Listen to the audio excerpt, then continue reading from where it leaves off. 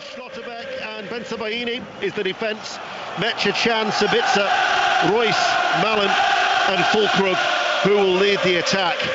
So there are some familiar names in that Borussia Dortmund side. However, whilst they're yet to score in the Champions League, they've won their last 5 in the Bundesliga. So you'd imagine that they'd come here full of confidence. Yeah, absolutely, yeah. Although they haven't had a great start, they know that if they lose this game tonight, then they're up against it. On the other hand, Newcastle win it, then they'd have to be favourites to go and win this group, which when you realise when the draw was made, that would have been a huge task. Well, it certainly would have been. I mean, this is a group of real pedigree. As we're underway, our referee is Artur Dias from Portugal, with the persistent light rain that has been falling now for a number of hours here in the northeast of England, as Emre Can is the Borussia Dortmund captain, getting booed, as is Hummels, all for the opposition, as now straight away Longstaff to Guimaraes, plays it forward towards Almiron. Sliding challenge comes in from Bensebaini, the left back. Almiron has actually stayed down. Guimaraes looked for the quick free kick for Isak, but the Portuguese referee will want to have a word with the Algerian international and just telling him to calm it down. There's been a goal elsewhere. It's in the Championship. St Andrews, Aaron Paul. Not the start Wayne Rooney will have hoped for, Ian. It's Hull who have the lead here. Longello with the lazy back pass to his goalkeeper. Liam Delap intercepted, rounded the keeper and finished to make it Birmingham 0, Hull City 1. Hull only 1 win in 7. Of course, Wayne Rooney lost his opening game in the North East against Middlesbrough at the weekend, as Guimaraes plays it in early. Cleared away by Royce. Sabitzer now looks for Wolf. Malen going through the middle, collects it very, very well off his left foot, enters the penalty area, and Donjon Malen forces a save out of Pope with his legs. It was a swift counter-attack by Borussia Dortmund. Still the danger remains. Here is Chan, and now they slow it down. But Pope, who did ever so well, of course, at San Siro on match day 1, forced into action in the opening 90 seconds. That was a brilliant save with the outside or the inside of his left foot, stretched at full stretch. He was. Malen finds himself one-on-one. It was a really good touch and a really good break by Dortmund there after a minute or so. It's a good opportunity with a great save. Now here is Joel Linton for Newcastle United. Been a good start to the game. Here is Gordon, left-hand side of the penalty area. Gordon onto his right foot, gets the shot away. Good save by Goebel. Pushes the ball away and pushes it away well. And then Joel Linton goes in for a challenge with Royce, and the free kick goes in favour of Borussia Dortmund. The chances at either end. 10 to end straight away. We've only been going, what was that, 90 seconds, is it? Something like that, and 2 very, very good chances.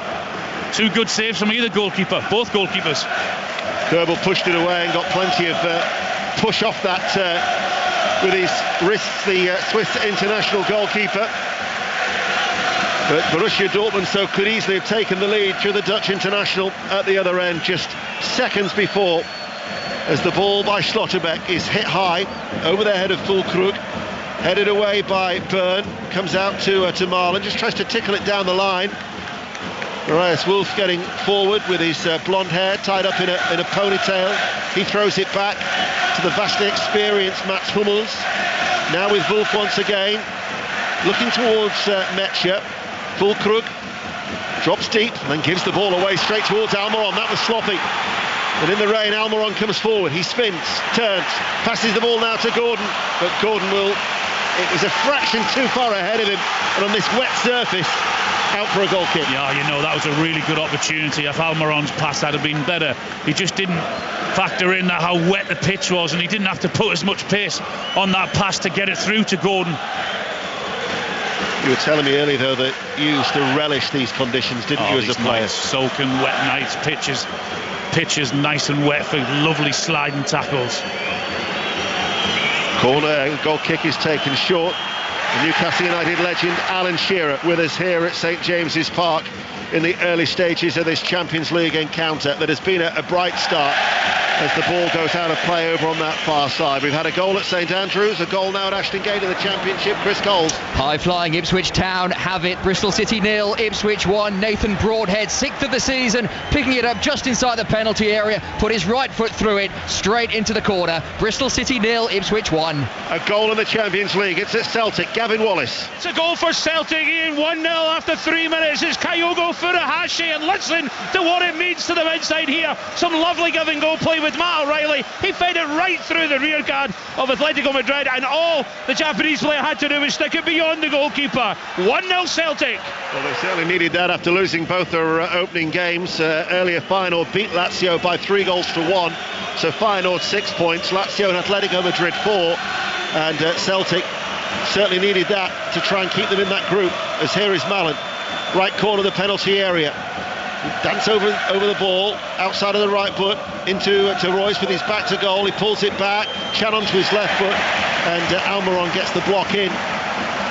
Actually thought the referee didn't do him any favours there, did he? He was almost getting in the way with his luminous orange jersey on a dismal night, a really, really filthy night on Tyneside with the rain pouring. It's a beautiful night. What are you on about? We're getting wet, Alan. That's all right. Don't be making any sliding challenges here in the commentary box. Lascelles heads it away off the head of Metja. Almiron lets it bounce just outside the centre circle. Isak against his former club. He had 13 appearances for Borussia Dortmund before he eventually moved on to Real Sociedad. He'll maybe want to make a point against the German side. Byrne forward, Guimaraes runs forward midway through the Dortmund half. Newcastle United, black and white striped shirts, black shorts, playing from right to left. Isak plays it back to Guimaraes. Trippier forward, far side, sends it in early, stands it up well. Hummels heads it out. He's going to drop to Almiron, places it short, cut back from Gordon. Newcastle United win a corner kick, and Gordon whips up the crowd. Yeah, he did that the other weekend as well, and the crowd didn't half react to him just as they did then. It's been a really positive game, start to the game actually from both sides. Dortmund having a bit of the ball, realising that they're going to have to be right at their passing tonight because of Newcastle's pressing, and Newcastle prepared to hit them on the break. Well, Newcastle have got this corner kick. The constant beat of the drum in the early stages is coming from about 14 floors up in the top of the Leazes end from those 2,000 Dortmund fans high up in the gods, decked out all in yellow. Trippier in front of that stand with an in-swinging corner kick that Kerbal did well to push away. It'll be Longstaff who'll retrieve it. Sabitza's going to race towards him. He actually strikes the back of the Austrian international, loops in the air, helped on by Scher, hooked away by Wolf. Metja brings it under control midway through the Dortmund half, and then Royce plays it back to Schlotterbeck. And now it's early ball. Little flick there by Sabitzer, didn't quite come off, and Scher will see it back. I mean, in many ways, look at the group. Dortmund, who are bottom with 1 point, there's a lot of pressure on the German side, isn't there, to get something from this game? Yeah, you would think they have to get something from this game. The one thing they can't is go away with nothing from tonight. It would make it very, very difficult for them to get through then. Here is Spencer Baini, Royce, Savitzer, who played against Newcastle United in the League Cup final during that loan spell for Manchester United last year, but he's been dispossessed.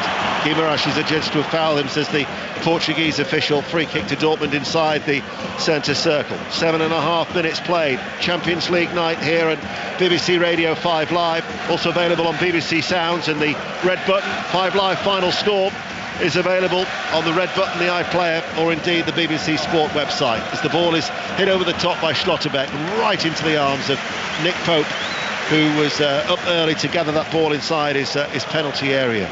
Although I'm going to test you here, there was a team or two teams that have gone through after losing the first 3 games of a Champions League. Yeah. Do you know them? I do. I knew you would know it all. Well, if you remember, you were one of them. Yes. For Newcastle United, and this is going to test your memory, because I remember speaking to you in Kiev airport after that opening defeat in Ukraine. I can't. My memory's not that good. I thought you were going to ask me who the other team was. I remember it well, and I said to you on that occasion, as long as you win your home games, you'll be fine. And you didn't win your next home game, and then as it turns out, and Atalanta are the other side. Yeah. Should have known better. I knew you'd have known that. But that was Newcastle United. It was a terrific European campaign under Sir Bobby. Fond memories. Yeah. And Newcastle United here, in stark contrast, 4 points from 2. And you think if they were to win tonight, normally 10 points would get you there or thereabouts. They'd be very, very close, and it would be an excellent job at the halfway stage of the campaign. Here is Longstaff coming forward. Chan goes with him. Chan gets the foot into the challenge. No foul, says the referee. Savitsa picks up the loose ball on the halfway line. Dortmund attacking all in yellow. Savitsa enters the penalty area now, pulls it back. Mallon, good save by Pope. Another good save by Pope. Brilliant double save to keep out the second effort from Fulkrug. What a save, what a double save. The first one was impressive enough. Then he gets sort of the second one, and he's able to get his left hand down when he's only about 4 yards out. Fulkrug, it should have been in the back of the net. It's a great opportunity, but what a fantastic save. That's 3 he's made in the opening 9 minutes. Well, he was outstanding, particularly in the first half in San Siro on match day 1 against Milan. Made, 6, 7, maybe even more saves than that. And here he's made 3 in the opening 10 minutes. And that was an excellent double save from Nick Pope. Corner kick to Dortmund, 0-0, 5 live. Corner is swung over, moves in the air, allows Lascelles to attack it as he runs out of defence to head it away. And Savitsa's ball, angled back out towards Royce, is headed out by Almiron. But they have certainly had and shown their intentions as the ball is given away by Mallon. And now it's with Isak. He waits for the support, comes in the shape of Gordon. He finds Gordon. Gordon steadies himself, and now Kerbal at the other end makes the save. Well, it's 0-0, but it could easily have been 2-2. Unbelievable. It's so open this game is. I think Dortmund have proved already that they're going to be a threat, certainly on the break. They've had 2 or 3 great opportunities, and they could have and should have punished Newcastle. But on the other hand, same thing again there. Newcastle hitting them on the break. This time it was Anthony Gordon going in behind, with Isak finding him. Again, that should have been in the back of the net. It's a good save. Such an open game. Oh, it is. It is. Crowd are up for it as well. Great atmosphere. Really open contest. But it remains 0-0. But Eddie Howe, he talked about wanting to recreate the same intensity levels as they had against Paris Saint-Germain, to take confidence from that game. But they're up against a team who are certainly showing their attacking intent, and they come forward again. Mallon, out to Wolf, low cross, right-hand side. And there is Guimaraes running back into his own penalty area, and he puts it out of play for a throw. But both goalkeepers, Pope and Kerbal, keeping it level. Dortmund, who are yet to score in this Champions League campaign, they failed to score in each of their last 3, as many as their previous 28. They've never gone 4 games in the Champions League without scoring. Here is Hummels. Out to Wolf, near side. Right-footed cross, takes a deflection. Fulkrug was making the run. Lascelles had gone with him, and Lascelles heads it behind for a corner kick. You mentioned, didn't you, that they haven't scored in their campaign yet. They should have had at least 2 this evening already, because there were at least 2 big opportunities. Yes, Pope's made some good saves, but he shouldn't have been able to make them. They should have been in the back of the net. Well, Isak has gone down at the moment, which will be a concern for Eddie Howe, because that game against Crystal Palace is the first of something like 7 in 22 days. I know Borussia Dortmund, with their opening game against Werder Bremen, are also placing a similar schedule with 7 games in just over a 3-week period. But you need that squad rotation to keep players fresh for such a demanding I just wondered, because when he was left there, he was left 1v1 with Chan, and I just thought, why is he stopping? And then he played the ball into Gordon, and I know he created a good opportunity, but he could have ran free of him, and maybe that's the reason he didn't, because he's carrying an injury, or he was just before that.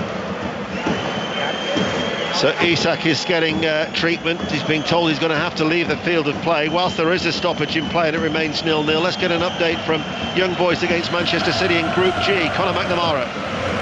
And with 13 minutes played, Young Boys 0, Manchester City 0 on the artificial pitch in Bern, where the rain has been coming down hard, and City have been visibly struggling with the surface. Several missed controls and stumbles so far. Rodri's had the best chance of the early stages. His header stooping just wide. Young Boys 0, Manchester City 0. And in City's group, Leipzig have just taken the lead at home to Red Star Belgrade. Isak is on his feet. He's coming off the field of play, but he's able to walk off at least. Newcastle, but he's not going to be able to continue because Wilson has just got the shout. So Isak is going to be coming off, and Callum Wilson is going to be coming on. Meanwhile, Royce with the corner kick. It's an outswinger over the head of Ben Sebaini. He's going to come back out towards Royce, places the ball. Mallon hits it first time on the rise, right-footed, just over the top of the crossbar. Goal kick, 0-0, Alan Shearer. They're a threat, there's no doubt about that. They've proved enough already in the first 14 minutes that they're going to offer problems for Newcastle tonight. Certainly on the break and from set pieces. They look lively, they look clever. Well, they do come into it in good heart with those 5 successive wins in the Bundesliga. And there is confirmation of that substitution with Alexander Isak. Joined in 2017, left in 2019, only the 13 appearances in the 1 goal. And coming off in about the 13th minute for Callum Wilson to replace him in the Newcastle attack. And they can only hope that it's not a serious one, with Wolves away, Manchester United away in the League Cup, and then Arsenal at home before they return to Dortmund for match day 4 in the Champions League. Sabitzer showed too much to Longstaff, takes it off his toes, gets the return ball back for Trippier on that far side. Then Sabaini closes him down, and it will go out of play for a Newcastle throw. 15 minutes played 0-0. Bit enjoyable though, Alan. I don't know how it's 0-0 with the chances that have been created from both sides. Dortmund 3, Newcastle 2. Trippier waits to take it. Let's get an update from Celtic, Gavin Wallace. It's still 1-0 to Celtic. Kyogo's second goal of the campaign. The difference between the two. Griezmann has just had a shot on goal, well saved by Joe Hart. It's 1-0 to Celtic. Here is Mullen, bounced away off the side of his left leg, allowed Trippier to clear. Gordon to the feet of Almiron outside the centre circle of the Newcastle half. Now looks for Wilson. Schlotterbeck reacted before Wilson. He didn't know whether it was going to go to his left or his right, and it allowed Schlotterbeck to put the ball out of play for a throw, taken quickly by Newcastle United. 16 minutes played on BBC Radio 5 Live. Lascelles. This is a 6th successive start for Jamal Lascelles at the heart of that Newcastle defence with Botman's injury. Dan Burn, who's hardly missed any football since he arrived at left back. They work it across the back and patiently they'll play the ball forward. And Trippier, with all of his Champions League experience, his forward ball cut out by Ben Sebaini. And Trippier wants to take the throw quickly, but he has to wait. Still the rain falls. It was due to stop 27 minutes past 8. I've been checking. And maybe by about 27 minutes past 9 the commentary notes will have dried out. We're in a commentary position here, Deno, that you brought me to, and we're getting absolutely soaking. I can't even write anything on my notes anymore, it's that wet. I know. You're expected better. They wouldn't do this in Match of the Day, would they? Here is Cher. A bit of rain doesn't harm anyone. Out it goes to Trippier, and there was coming back from an offside position. It'll be a free kick to Dortmund. 17 minutes played. Dortmund have had 68% of the possession. I think that proves to Newcastle that it's going to be a difficult game, but it's going to be an open game, as we know. Yeah. And as we've seen already in these early stages, here is Hummels, played out from the back by Gregor Kobel. Here now is Hummels. Füllkrug has gone ahead of him over the halfway line. Outside of the right boot, he reaches Malen.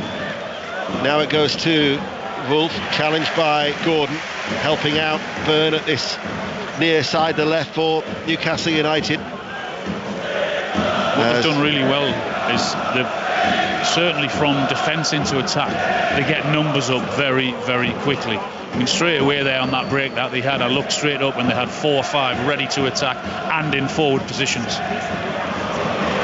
Here is Sabitzer, sliding challenge won by Guimaraes, back to his feet, tried to play the ball early, stopped by Chan.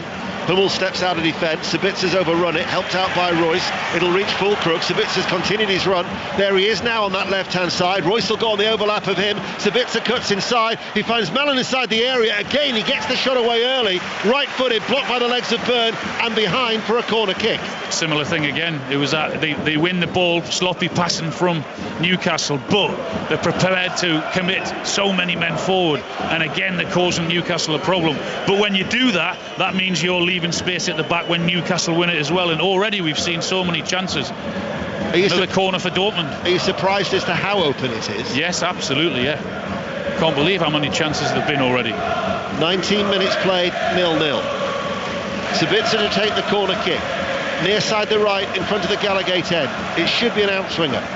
Indeed it is, and it's headed away by Joel Linton. Bouncing ball, Chan takes it on his chest, turns away from Gordon and plays it back to his goalkeeper. And now it's with Royce dropping back midway through his own half, back towards Kerbel. Wilson will run towards him. Hummels plays it back out. They've still got 3 up, 4 up if you include Metcha. They couldn't get the ball into that final third as Newcastle United win a throw on that far side, the right, which they take quickly again. Really good pace about this, a lot of energy. Almiron. Oh, penalty. Could that be a penalty? The referee had a look at it. Trailing leg by Schlotterbeck. He went down. Referee with a wag of the finger said no. There's not too much complaining from other Newcastle players, which tells me they didn't think it was a penalty either.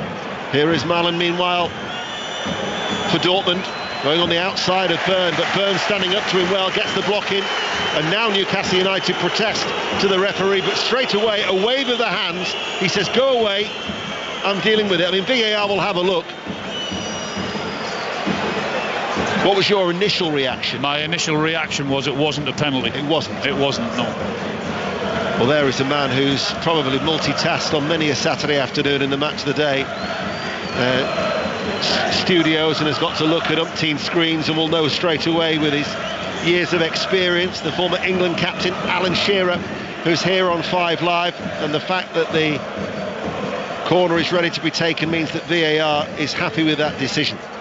Sabitzer with the corner, right-hand side, headed out by Joel Linton, headed back, cleared away then over on that far side by Scher. Comes out to Royce, who stands it up high and long into the penalty area and claimed easily by Pope. 21 minutes played, 0-0. Good play from Nick Pope. He's made a couple of really impressive saves, and when the ball comes in like that, he's got to come and help his defenders out. That in difficult conditions also for him, but it did not help his defence when he comes and claims the ball like that. 6 clean sheets in his 12 appearances this season. Newcastle United with playing at the back, Scher to Lascelles. Still goalless, 5 Live. Celtic, remember, a 1-0 up against Atletico Madrid. Young Boys 0, Manchester City 0. As here is Byrne to Gordon. Little tug of the shirt there, but Gordon was able to get away from Wolf. And now Almiron plays it to Trippier, runs on the outside of Trippier. It looks for him too, finds him level with the penalty area. Almiron inside, Guimaraes chips it forward first time. Almiron tried to hit on the half volley, just couldn't make the connection. As he stumbles, it runs behind for a goal kick. But again, nice little bit of enterprise. Yeah, really good play down that right-hand side again. They were so strong with Murphy and Longstaff and Trippier at the weekend against Crystal Palace, and again shown signs there. This time Trippier, Almiron and Bruno Guimaraes linking up really well. The little flick from Guimaraes into Almiron, he just doesn't get the contact that he could and should. You of course know all about high standards in a dressing room. I can't help but think that Kieran Trippier, the signing that Newcastle made for him, I mean, this is his 34th Champions League appearance of his career, but he's like a lieutenant in the dressing room, isn't he, for any manager? He was the game changer for me for Newcastle. He was the one that brought the standards in and certainly brought them up, and he's been absolutely sensational for Newcastle since day one. Midway through the first half, Preston North End 0, Southampton 1 is the latest score in the Championship. Newcastle United have got a corner kick here. Southampton, who are unbeaten in 4, Preston without a win in 5. But in front of the Leazy's end, the yellow shirts are back here as the man who Alan Shearer has just been talking about, Kieran Trippier. And I know he's highly thought of too by Gareth Southgate for his country. He runs across on this near side to take the corner kick. So Dortmund have every yellow shirt back inside their own penalty area. Trippier waits to take it. In it comes now towards the far post. Kerbel got an outstretched arm on that. There was a player coming round the back who was Wilson. And it's out of play. The multi-ball system is in operation, and as the rain still falls, Newcastle United keen to keep that pressure on. I would have hated that as a player. I needed a breather when the ball went out. I needed a rest. Ball straight back in now. There's no time for a rest. Here is Trippier to Joel Linton. Back with Trippier, actually in a central position in between the two central defenders for the time being.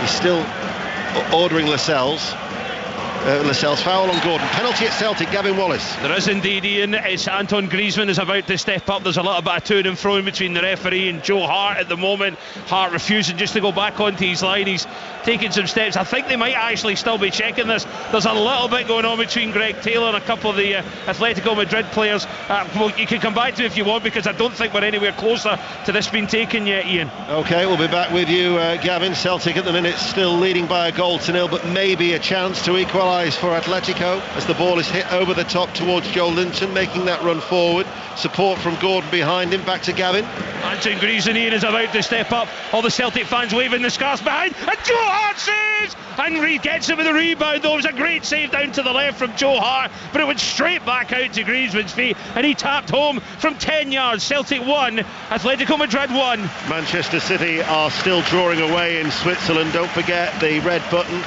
is available for 5 Live final score. It's also on the BBC Sport website and the iPlayer.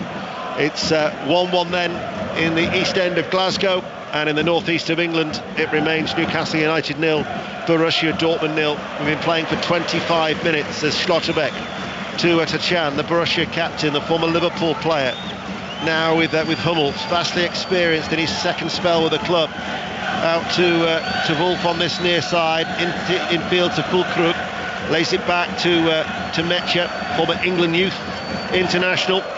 3 games he had at Manchester City, Felix Metscher, in his earlier career, as Chan laid off by Sabitzer. Forward ball, Royce into Füllkrug, nicely worked. Here is Mallon, first time shot again, and another good block. Newcastle defending in numbers. And again, the numbers they've got in the box, there's 5 of them in there. They're not afraid to commit men forward and actually fizz and ping that ball into feet, and Newcastle are having problems. Every time it comes to Donyell Mallon, he tries to get it first time, doesn't he? Or as the earliest chance he can. Well, because they're committing so many men forward, it seems as if they've got an extra man on every occasion. Even now there with that ball there, they find the right pass when they look up. They've got so many options. It's very difficult for Newcastle to defend like that because they haven't got the numbers unless they bring the forwards back. 26 minutes played and still 0-0 here at St James's on BBC Radio 5 Live. Chan, Hummels inside the centre circle of the Newcastle half, challenged by Gordon. And maybe as a result of that, he's played it a little bit too far ahead of Ben Sebaini, but he kept the ball in play, and then I think he thought it was going to be a Dortmund throw, and instead it's gone the other direction. But again, and when they do that, that means they have to have less numbers at the back, so that means you can hit them on the break. If Newcastle do win the ball back, and it is a sloppy pass in from Dortmund, they win it back and they look up early, they can hit them on the break. Newcastle United have enjoyed 5 successive wins at St James's Park, as the rain just falls a little harder here now on Tyneside. So much for it stopping at 8:27. Burn up towards Wilson. Wilson just couldn't take that into his stride as it went away from his outstretched right leg, and it threw to Kerbel, who plays it forward then to Schlotterbeck.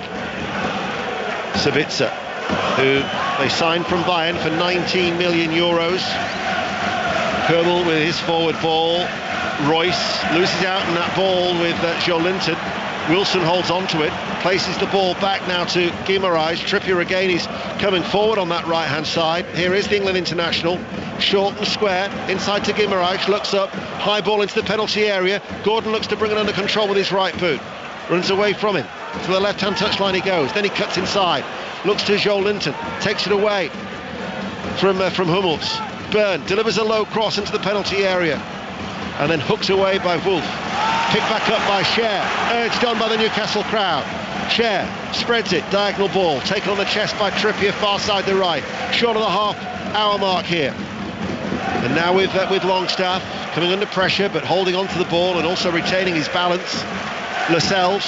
And Newcastle keeping the ball well, Alan Shearer. Yeah, they've done really well keeping the pressure on Dortmund in that final third and passing it around, and everyone seems comfortable on the ball. Ball played up towards Wilson, just outside the D. He goes out to Trippier, right-hand side. Trippier's cross takes the deflection behind for a corner. Another goal at Celtic, Gavin Wallace. What a game, Ian. It's Celtic 2, Atletico Madrid 1. Louis Palma this time just outside the box on the outside of his right foot. Put it well beyond the goalkeeper. Celtic 2, Atletico Madrid 1. 0-0 here at St James's Park. We'll get an update from Switzerland in a moment, but we'll just stay with this corner kick for Newcastle. In front of the Leazy's end, it's rolled short to Almiron by Trippier. Back to Trippier it goes on that right-hand side. Finds Almiron right corner of the area. Looks for Guimaraes, the return ball. Comes off a sliding Mallon, and it will go behind for a corner. So Connor with an update from Young Boys. Young Boys 0, Manchester City 0. Doku's had the best chance of the game, denied by a fine save by Rachiopi in the Young Boys goal. City with all the possession as you would expect. Erling Haaland's had his first sight, but he dragged it wide. Haaland in search of his first goal in 6 Champions League games, now stretching back to last season. Surely only a matter of time. Young Boys 0, Manchester City 0. Cheers, Connor. Trippier getting a standing ovation as he comes across to take the corner kick on the Newcastle left. They're playing from right to left in this persistent light rain. It is Trippier in the wet conditions, didn't beat the first man, headed out by Wolf, brought under control by Gordon just outside the centre circle of the Dortmund half. He chips it out towards that far side towards Cher, and that will run away and out for a throw to Dortmund. Do you think only now that the game is just starting to settle down after that frantic start that we had? Yeah, but I still think that Dortmund are playing high-risk football, which at the minute they're looking good in doing that. But they do have to be very careful with their number of men they're committing forward. But they've caused Newcastle problems. They've already had 6 attempts at goal. But yes, it remains 0-0 as the diagonal ball to Marlon on this right-hand side keeps it in play. Burner's gone with him. They've got 3 in the penalty area, 4 now, 4 yellow shirts. Here is Wolf, he gets forward as well. You wouldn't believe that right back actually is a problem area for them with the injuries to Moret and Meunier. Rierson, who's a left back, has sometimes switched across. He can play either side. Wolf's essentially a midfielder. Wolf's done well. He's passing up to the front men at the minute has been superb. And it is Marius Wolf, the 28-year-old German international, who's going to take the throw. He goes back to Hummels. Every outfield player is in the Newcastle half. Schlotterbeck on the halfway line. Has to go back to Kerbel, his goalkeeper. He gets the return ball back, bypasses Wilson, hits it forward. Wolf again is getting forward. He's headed Burn away, picked up by Mallon, looks to attack. He's got to get past Joel Linton as well as Burn, but Wolf has stayed in the attack. Here now is Chan, central position, chips it into the penalty area and chips it over the head of Fulkrug, and out of play for a goal kick. 0-0. Alan. I was just about to say they're moving the ball really quickly as well when they get into those positions. It's a good job I didn't say it, because when Chan had the ball he actually knocked it out for a goal kick. That'll be welcome to my world and the curse of the commentator. Plymouth without a win in 4, leading Sheffield Wednesday at home park by a 1-0 in the Championship. Danny Ruhl, who is a German, just taken charge of the bottom of the table side, who are still yet to win in the Championship, but Plymouth are 1-0 up. Here is Chan for Dortmund, over the head of Royce, early touch by Trippier, cleared though by Ben Sabaini on that far side, the left back for Dortmund, picked up in a free in the summer from Borussia Mönchengladbach, meant to have had trials as a youngster at Arsenal as well as Porto, the Algerian. As here is Burn, the Newcastle left back, to Gordon. Wolf has followed him every step of the way midway through his own half, and then comes the press from Metscher, and then Gordon was adjudged to have been fouled, and it'll be a free kick. You can see their shape, Dortmund, what they're doing when Newcastle have the ball. They're going into a 4-2-3-1 situation, and it's working for them. Paris Saint-Germain in Newcastle's group are leading Milan by 1-0. PSG 1, Milan 0. Milan have drawn both of their opening games against Newcastle and Dortmund. That would put even more pressure on Dortmund to get something here if Paris Saint-Germain were to win that, because otherwise Newcastle and Paris Saint-Germain, if they were both to win tonight, would have a little bit of a cushion at the halfway stage in Group F. And you think that Dortmund, season campaigners in the Champions League, Milan semi-finalist in last year's competition, and Paris Saint-Germain runners-up in 2020. So that was why it was always going to be a daunting prospect for Newcastle. But they're relishing that challenge. Here is Almiron to Joel Linton. Joel Linton places it wide, right-footed. Didn't have the power, certainly didn't. It wasn't precise enough. It was well off target. And there's what I was talking about, the high-risk football, prepared to try and play out from the back, despite Newcastle being very, very good at pressing. Didn't work on this occasion with Trippier winning it on that right-hand side, and it going into to Joe Linton. He just couldn't get his shot away. Kerbel with the clearance. About 11 minutes to go to half-time here on 5 Live. Lascelles, because of the wet conditions, squinting his face to head that ball away. Lifted on by Joe Linton. Referee's played the advantage. Almiron now can come forward. Almiron then was just caught by Wolf, who's going to get a yellow card here, and that's the first yellow of the night shown by the Portuguese referee. I thought that was the correct decision. There's been a couple of poor tackles, but you've also got to accept that you might going to get that because of the conditions. But I thought he took him down on purpose there, Almiron, and deserved the yellow card, Wolf. He tried to let the game flow for the earlier foul as well, didn't he, Artur Diaz? Now it's a free kick, which is over 30 yards out from goal, fractionally left of centre as Newcastle United, black and white striped shirts and black shorts, play from right to left as we look. So Dortmund have got everybody back behind the ball. They've got 2 in the wall, and then everybody else is standing on the edge of the penalty area. Surely this is too far for Fabian Schär. Or Trippier. I saw him practicing in the warm-up. Did you? Well, they're having a good little chat between the two of them. Plymouth have got a second goal, by the way, at home to Sheffield Wednesday. 2-0 now at home park in the Championship. Still that chat continues between Schär and Trippier. Trippier plays it towards Gordon. Gordon enters the penalty area left-hand side towards the byline, stands over the cross towards the far side. Guimaraes goes out of the box to retrieve it. He'll keep the ball in play on the Newcastle right. Almiron goes on the overlap. Now it's back with Longstaff. Metcher's putting him under pressure. No foul. Oh, there is a foul. Foul from Metcher on Longstaff, and that'll be another free kick for Newcastle United. The ball then was kicked away. We've got 2 balls on the pitch. That'll prevent a quick free kick for Newcastle. Trippier waits to take it. Half-time at Ashton Gate. Chris Coles. City 0, Ipswich 1. The visitors looking good for their 10th win in 12. Nathan Broadhead's goal rifling into the corner. Bristol City have had moments, but they're comfortably second best in this. Bristol City 0, Ipswich 1. This is the Champions League. BBC Radio 5 Live and BBC Sounds. 9 minutes to go to the break here at St James's Park. Trippier far side the right, not quite midway through the Dortmund half. Quite a high line though from the Dortmund defence, just outside the D of their own penalty area. Artur Diaz is telling Donyell Malen to get away for the full 10 yards. He keeps creeping forward. It's like pantomime season. Every time the referee looks away, he steps forward. In it comes now. It was Wilson who went to ground. That's a sliced ball forward by Longstaff. Byrne popping up on the right, off the chest. Those gangly legs of his, he steers it back to Longstaff, and he goes all the way back to Pope. And half-time at St Andrews, Aaron Paul. Birmingham 0, Hull 1. An opportunistic strike from Liam Delap has Hull ahead here at the break, and in truth they could have had more. How will Wayne Rooney alter things at the interval? Because it is Birmingham 0, Hull 1. Just think John Eustace had won the last 2 games for Birmingham City before he was sacked. Royal Antwerp are leading Porto by a goal to 0 in Group H. Earlier Barcelona beat Shakhtar Donetsk by 2 goals to 1. The Royal Antwerp, the Belgium side, are pointless so far in their opening 2 games. Celtic, remember, lead Atletico 2-1. Still Young Boys 0, Manchester City 0.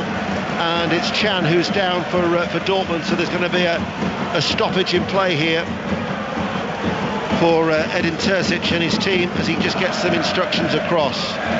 Well, as we've got, 7 minutes to half-time, how would you sum up the first half so far, Alan? It's been very open. Both teams will be wondered how they haven't scored. Certainly with Nick Pope pulling off 3 really impressive saves, and Corbell doing exactly the same. He's had 2 impressive saves, so I don't know how it's 0-0, but it's a very, very open game. Half-time at Deepdale, Preston 0, Southampton 1. We'll get an update from Young Boys Manchester City, Conor McNamara.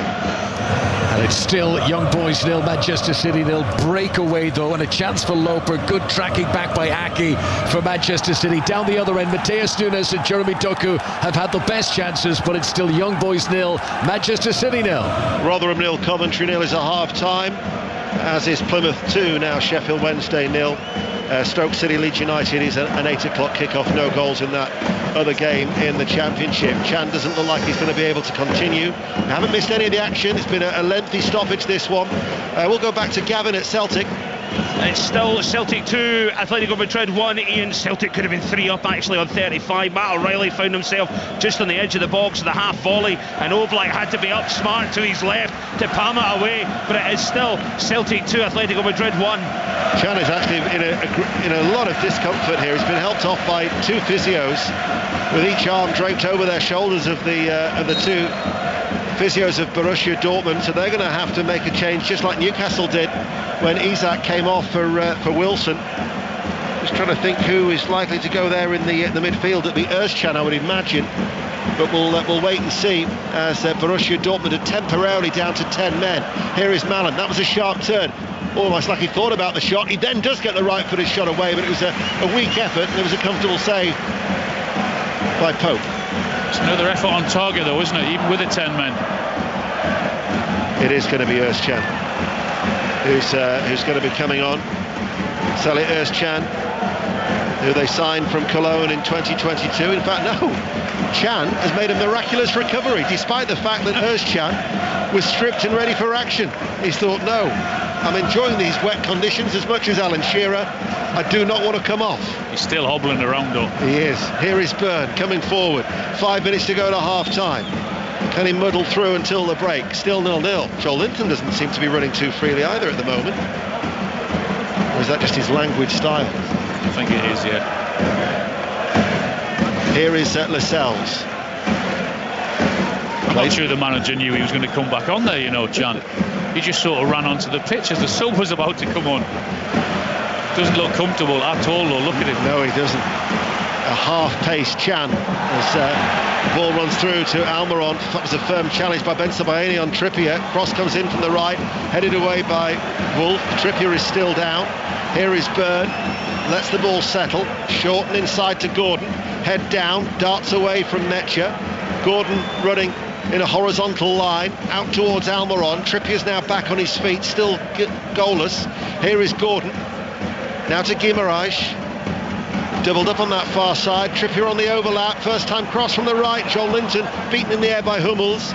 Mullen loses out to Byrne. Strikes it on the half volley, left-footed over the top of the crossbar. 0-0 it remains. Alan Shearer. That's when you know your confidence is high, isn't it? When Dan Byrne's trying to pop one in on the half volley from 23 or 24 yards out. He's now the change can be made, and Özcan is going to be replacing Chan. It was all for the cause, really, as Özcan, who hasn't really played too much of football for Dortmund this season, only 5 appearances for the former German under-21 international, now as established Turkish international with 14 caps. He'll be coming on, and Chan, who raced onto the field after that miraculous recovery, has gone back to walking in slow motion, much to the annoyance of the Newcastle crowd. We've got 3 minutes to go to half-time, but there will be a lot of added on time, one would have thought, because of the injuries that we've had in this game so far. So Chan is off, Özcan is on, and we've got a couple of minutes to go to the break, as the goal kick can eventually be taken. The only good thing for Chan coming off is that it means that he will still be, if he's fit enough, able to play against Newcastle, because he's one of 2 Dortmund players who are on a yellow card that, should they have been booked tonight, then he would have missed the return game against Newcastle in Dortmund, a game that incidentally you'll be able to hear on 5 Live. In fact, Wolves away, Manchester United away, and Arsenal at home, as well as that Dortmund game, will all be on either 5 Live or Sports Extra over the coming weeks. So if you're a Newcastle fan, you won't be left disappointed with that level of service. Still goalless though, late on in the first half. Here is Cher, back with Trippier, recovered after that knock very well. It was a good old 50-50 with Ben Sebaini, and Newcastle go back all the way towards Pope. Pope in green, hits it forward. Wilson, glancing header. Gordon running in behind him, pokes it back towards Joel Linton. Now with Guimaraes inside the centre circle. Holds off the challenge of Özcan. Referee will give the free kick for Newcastle. Good play from Gordon then, realising that Wilson was going to win that header, so he had to get in behind him and support him, and he did that and he collected the ball. Here is Trippier, Longstaff, Almiron with the cross, two waits. Wolf gets it away. Burn on the edge of the area, left corner of the box, does well, hooks it over Malen. Then Hummels with a hook clearance, out of play for a throw. He's certainly not lacking in confidence, as you say. No, not at all. Good defending from Wolf again there when that ball comes in from the right-hand side. There's two Newcastle players waiting right in behind him, but crucially got his head to it first, had to. Ball is played by Almiron, Lascelles, Trippier over on that far side. Still it remains 0-0. We'll find out how much stoppage time there will be in this first half here at St James's Park. Eddie Howe was always expecting a tough test, and that's the way it's proved to be so far. Gordon, Sabitzer had a little nibble there at Gordon. He's gone to ground. Schlotterbeck steps out of defence, finds Royce. Counter-attack here for Dortmund. Schlotterbeck continues his run, pulls it back. Mecha, fine finish. And Borussia Dortmund finally score in the Champions League this season. And they silence the crowd at St James's Park, with the exception of 2,000 celebrating Germans. It's Newcastle 0, Borussia Dortmund 1. Well, it's high-risk football from them again, but it works for them on this occasion. It was brilliant defending from Schlotterbeck on Anthony Gordon, because he realised he went in for the tackle. He had to win that ball, and he did, which then set Dortmund on the front foot. They work it down the left-hand side and they pull it back to the edge of the box. And Mecha was there to just side-foot it in past Nick Pope. He's pulled off three great saves. Couldn't get near that one. It's his first goal for the club. The 23-year-old signed from Wolfsburg for 30 million euros in the summer. Only scored 3 goals for Wolfsburg last season. For the former England youth international, placed it very, very well first time, and nothing that Pope could do with that. And in the stroke of half-time, Newcastle United find themselves behind. 4 minutes of added on time, which we're now into as well. The thing is that Dortmund have had chances. It's not like they've just gone and caught Newcastle on the with a sucker punch, is it? Absolutely right. They've had 3 really good chances up until then. That was another one. They weren't going to let Newcastle off the hook again. They worked it really well from the back right the way up to the front, and that's what's been impressive about Dortmund in this first half. That when they've won the ball, they've been prepared to commit men forward. They did on that occasion again and punished Newcastle. Certainly a nice fluency about them, the way that they play. I mean, the way Schlotterbeck stepped out of defence and then just continued that run, and his involvement in the goal. And here is Wolf coming forward once again, and they've got plenty of yellow shirts here, and the cross comes in. This is Füllkrug slightly behind him, and then in the end it was Trippier who just threw himself into the right-footed effort from Füllkrug and deflected behind for a corner kick. Newcastle do this to teams exactly what Dortmund are doing to Newcastle. On the turnover of possession, when they win the ball, they're getting so many men forward, and at the minute Newcastle can't handle it, and they've struggled so many times with that in this first half. So Newcastle United trail in stoppage time, and they've got a corner kick to defend in front of the Gallagate end. You might be able to hear the 2,000 German fans high up in the gods as Özcan delivers that ball, punched away by Pope, only as far as Malen, stands over the cross, back towards the far post. Pope at full stretch, got another touch, behind it goes for another corner. And Newcastle United at the minute are on the back foot. Yeah, it was a really difficult ball in. You're looking at Pope, maybe could have caught that one, but because of the conditions and how wet it is out there, he wasn't going to take any chances. Didn't get the punch on it that he wanted to. Then the ball came in again. He had to get another hand to it. He did, which he pushed out for another corner. So another corner kick for Borussia Dortmund on that far side, the left. In it goes now, in towards the near post, aimed towards Wolf. And the referee spotted an infringement, and it'll be a free kick to Newcastle United, which Trippier is just going to leave for Nick Pope to take. So Borussia Dortmund leading here against the Newcastle United side, who are unbeaten at home in European competition. in their last 15 games, since all the way back to Deportivo La Coruña in 2006 in the Intertoto. This is Europe's elite competition, a competition that Alan Shearer knows all well about from his playing days for Newcastle United. And this is a tough group for Newcastle, and the tough test from Borussia Dortmund has certainly resulted in exactly that tonight, as Paris Saint-Germain are leading Milan at half-time. So that in France is a half-time score. PSG 1, Milan 0, Young Boys 0, Manchester City 0 is a half-time score in Switzerland. We'll have news of that from Connor during the break, as here is Wolf, and that'll be coming up not just yet, because it's a free kick to Dortmund, and they're complaining to the Portuguese referee. No, it is blown the half-time whistle. That's why they're complaining, because they were on the break and they outnumbered Newcastle again.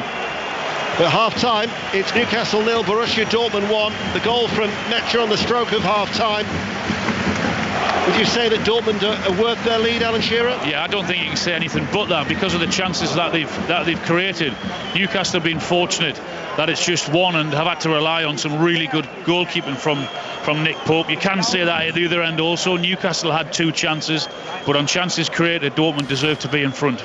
So work to do for Newcastle in the second half. Half-time at St James's Park. Newcastle United 0, Borussia Dortmund 1. Mark? I tell you what, Alan, I can understand Dortmund being furious as they go off. I mean, I know when it reaches time, but woof, they were away then.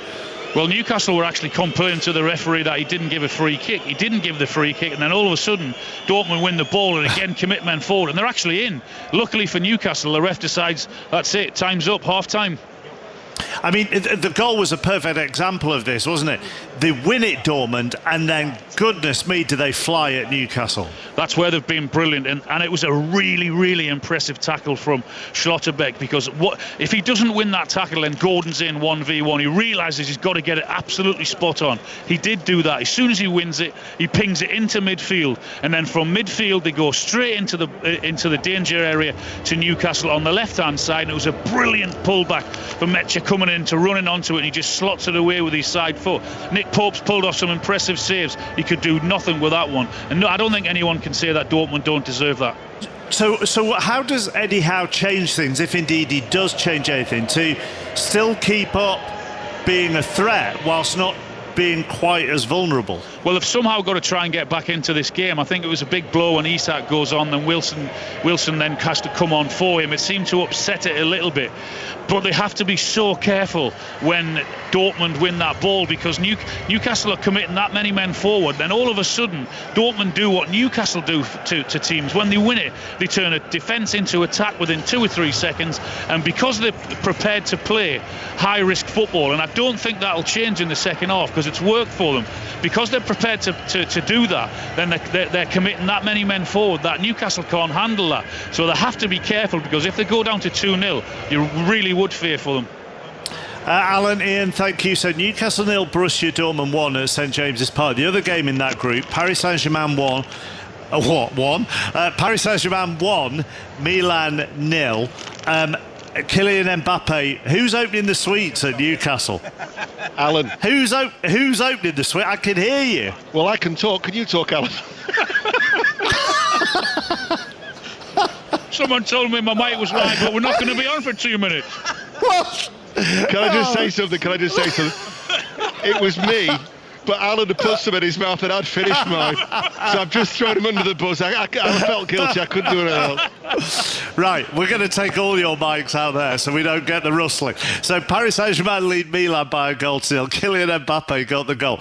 As things stand in this group, obviously there's 45 minutes to go.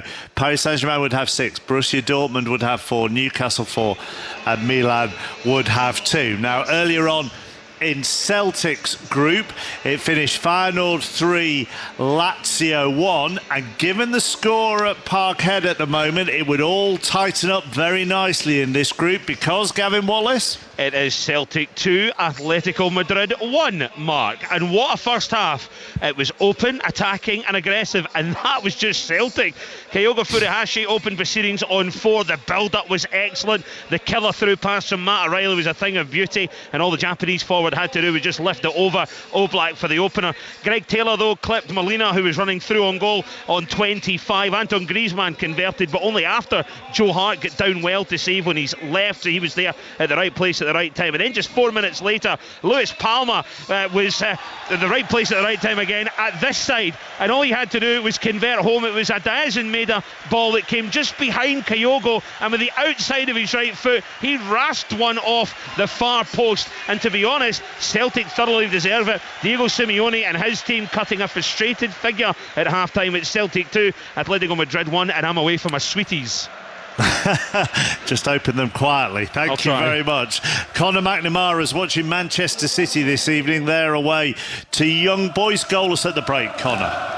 Yes, 0-0. Rodri had two excellent chances in that first half. Both of them came from corners. The first one he stooped to head just wide. The second he did get on target but saved away off the goal line. It was one of those, if it's either side of the keeper, it goes in. And I do think City took time to settle in on the artificial pitch in that first half. It's a wet night. There were several miscontrols in the opening stages. Jeremy Doku seems particularly comfortable though on the pitch. He came close, cutting in off the left wing, a shot across the face of goal that was saved. And Sandro Loper with a dangerous break for the host, but Nathan Ake did well to sprint back and make his challenge in the nick of time. In the other game of the group, Leipzig leads Cervena Zvezda by 1-0. City remain top for now regardless. It's Young Boys 0, Manchester City 0. Yeah, and as Conor says, that score in the other game means that City would have 7, Leipzig 6, then Young Boys 2 and Red Star would have 1. Earlier, Barcelona beat Shakhtar by 2-1 in the game in that group that kicked off at 8 o'clock. Antwerp lead Porto by 1-0. So Barcelona way clear at the top of that group. As things stand, played 3, won 3. They've got 9. Then all the other teams have beaten each other. So Porto, Antwerp and Shakhtar would all have 3 if that Antwerp-Porto result stays as is at the second half. Let's go into the Championship. Ipswich led at half-time away at Bristol City. The second half is underway. Chris Coles. And they are still leading Mark by 1-0. We are 5 minutes into the second half. Nathan Broadhead's driven finish from just inside the box, giving Ipswich this slender advantage. They're comfortably the better team. Bristol City, they started well, had glimpses of goal, but they're lacking a consistent attacking threat. 6 minutes into the second half, Bristol City 0, Ipswich 1.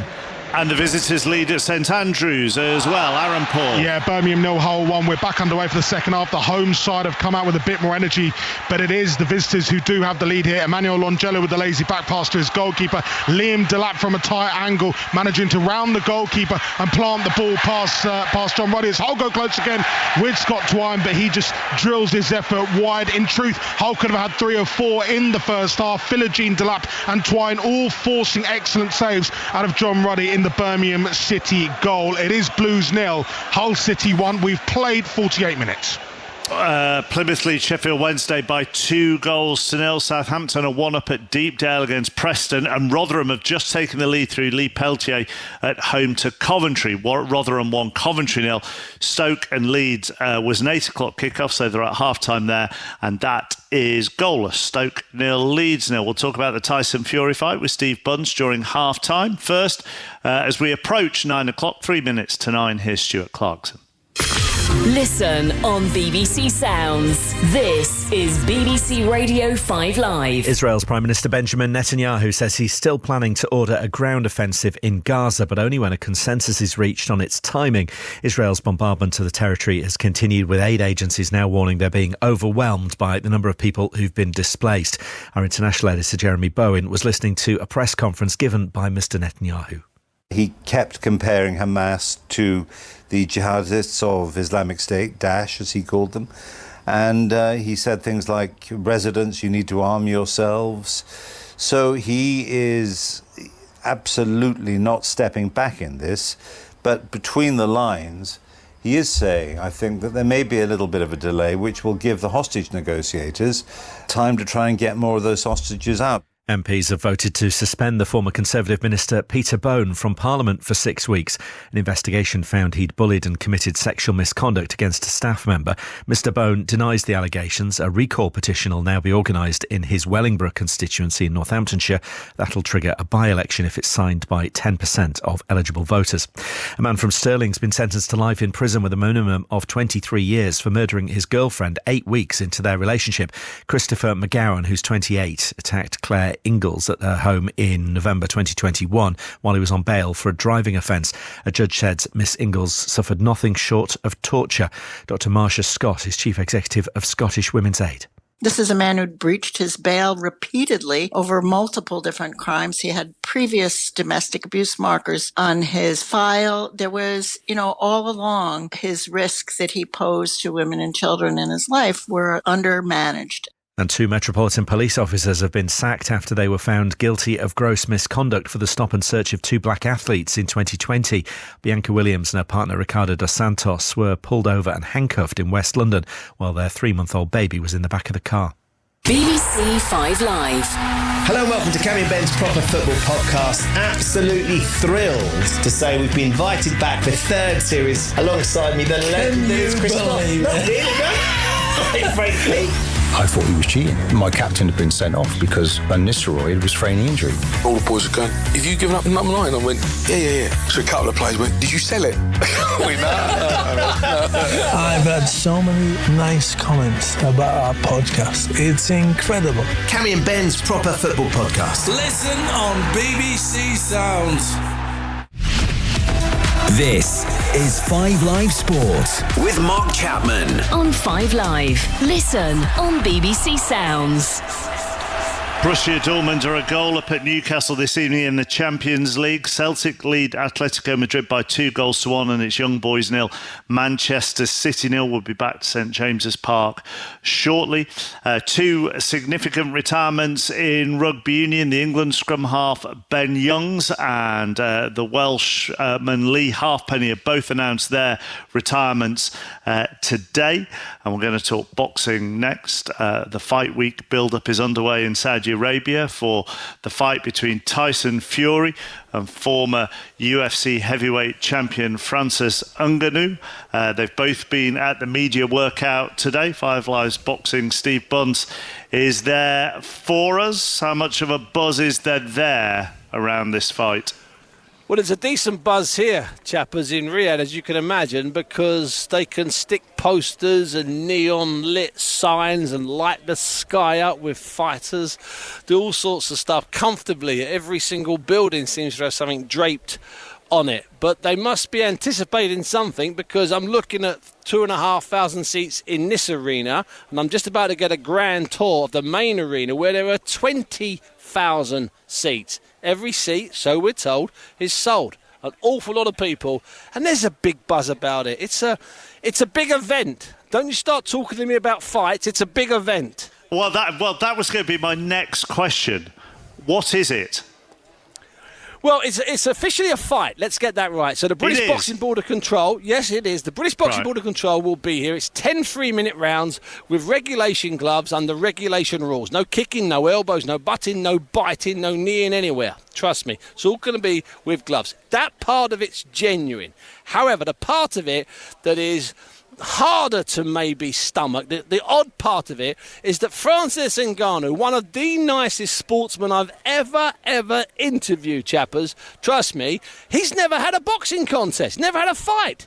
He's only really been boxing with Mike Tyson this last 2.5 months to prepare himself to fight a man who's considered to be the best heavyweight of his generation. And if you're just about to say to me, surely, Bunsey, that's not a fight, that's not an event, that's a mismatch, don't say mismatch to me, chappers. I'm having a good night here in Saudi. No, right. So I wasn't going to say that. Okay. And you may not be able to answer this, having, to the best of my knowledge, not ever been a UFC fighter, have you? Mm-hmm. No, never been a UFC fighter, chappers. But I wonder if you have been disciplined, as Ngannou has, in a certain way for so long, and you've pointed out he's never done this before. How difficult will it be for him not to act on instinct in certain situations that you can't actually do in boxing? Chappers, that's why you get the big bucks, because that's a big, good, super smart question. We're just hoping he doesn't. We're hoping he's controlled enough. We're hoping he doesn't lose his temper. We're hoping we don't see a nasty side to Francis Ngannou. And we're also hoping that a really strict referee's the third man in the ring. But one of the things I fear slightly is the man that's been preparing Ngannou for the last 12 weeks is acknowledged as the dirtiest fighter in history. Mike Tyson tried to break one man's arm, constantly hit people after the bell, and bit 2 chunks out of Evander Holyfield's ear. That's a tricky man to prepare you for a fight, isn't it? Thank you, Steve. I've got you on my screen. You're looking very good. You seem to be sort of channeling a bit Stanley Tucci as a sort of, as if you're abroad and doing a little tour of somewhere. Listen, if only I was off to eat pasta in Italy right now, Chappers, I'd take you as my wingman any day of the week, my friend. Adios, amigo. See you soon. You can download the 5 Live Boxing podcast for all the build-up to the fight this week. A new episode every day. Bunsey back tomorrow night at 8 o'clock in 5 Live Sport. Pat Nevin with us and will be from 10 o'clock as well. I know you've been watching Celtic. Have they carried out what Brendan Rodgers wanted them to do? Clearly, very impressively. We said beforehand, the Celtic fans make a big difference in these European nights, and they are special. And Celtic have not stood off. I mean, there have been moments when Atletico Madrid have been good. However, Celtic 2-1 up, value for it, and even the penalty that Atletico Madrid got, I think they were lucky. And of the 2 games, now I have to say they're equal, because that Newcastle game's brilliant as well, isn't it? Yeah, but actually, the fact that they immediately hit back after conceding that penalty, which, as you say, is debatable, is a huge positive for them as well. Yeah, and then didn't stand off. They just stayed. They kept on playing their game. Yeah, it is one of those games where you think, well, 2-1 up. Do you hold it? Do you try and maybe hold on for 3 and maybe accept 1?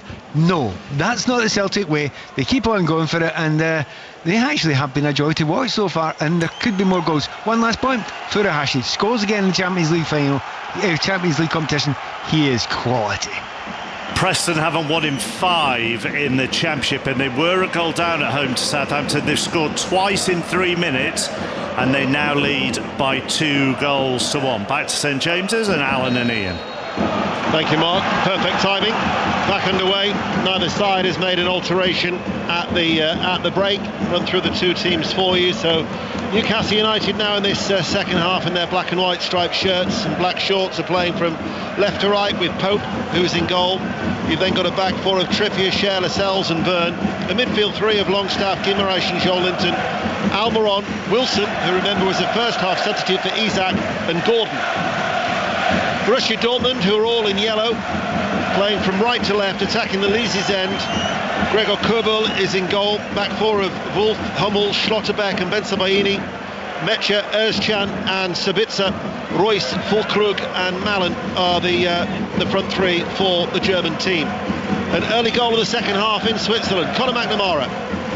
Manchester City have taken the lead almost immediately from the restart. It was headed down by Ruben Diaz that was saved by the keeper, and it fell to Akanji, the Swiss international, back on Swiss soil tonight, and a simple tap in on the goal line. The VAR is just checking it, but it looks good. Young Boys 0, Manchester City 1. Thank you, Conor.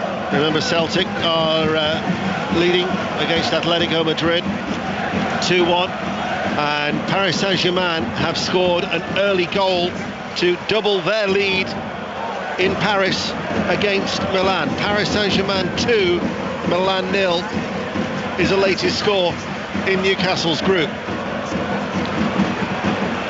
And Royal Antwerp have conceded as the ball is played forward towards Royce, but Trippier was covering and he will clear for Newcastle United. So Porto have equalised, Royal Antwerp 1, Porto 1 is the latest score, and you're up to date.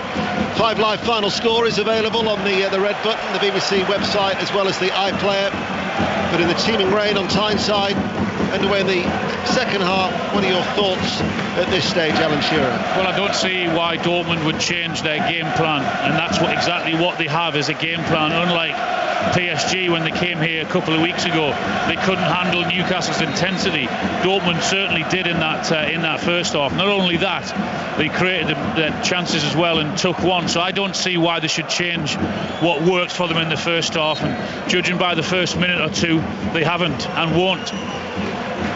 Alan Shearer, Premier League record goal scorer, Newcastle United's record goal scorer, who is here with us at St James's Park on this Champions League night as Schlotterbeck reverses play with a high ball out towards the right, and it will go out of play for a Dortmund throw midway through the Newcastle half.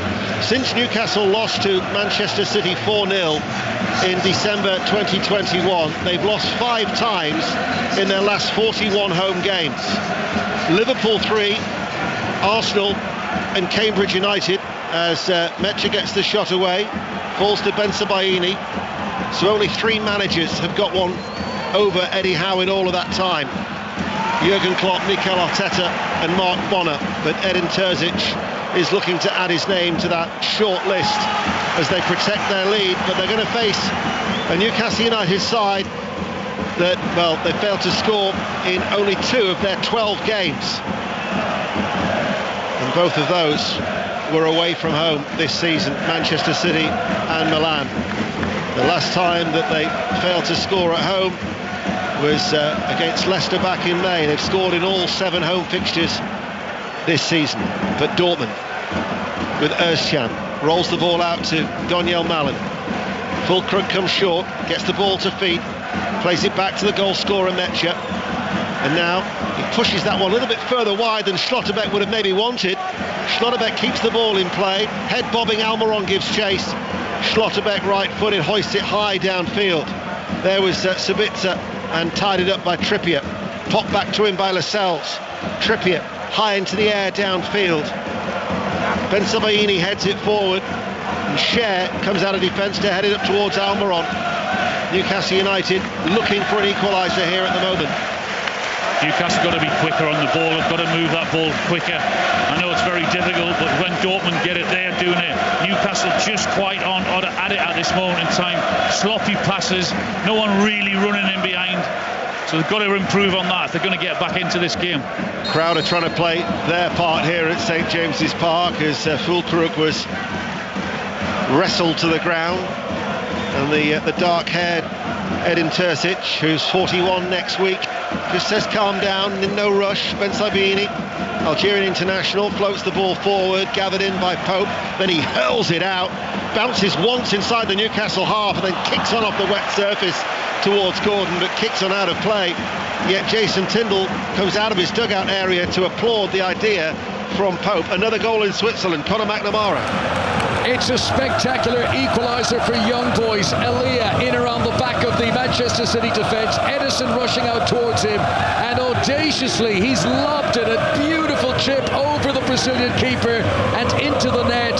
Young boys who had only gone behind a few moments ago are back on level terms and 1-1. Young boys 1, Manchester City 1.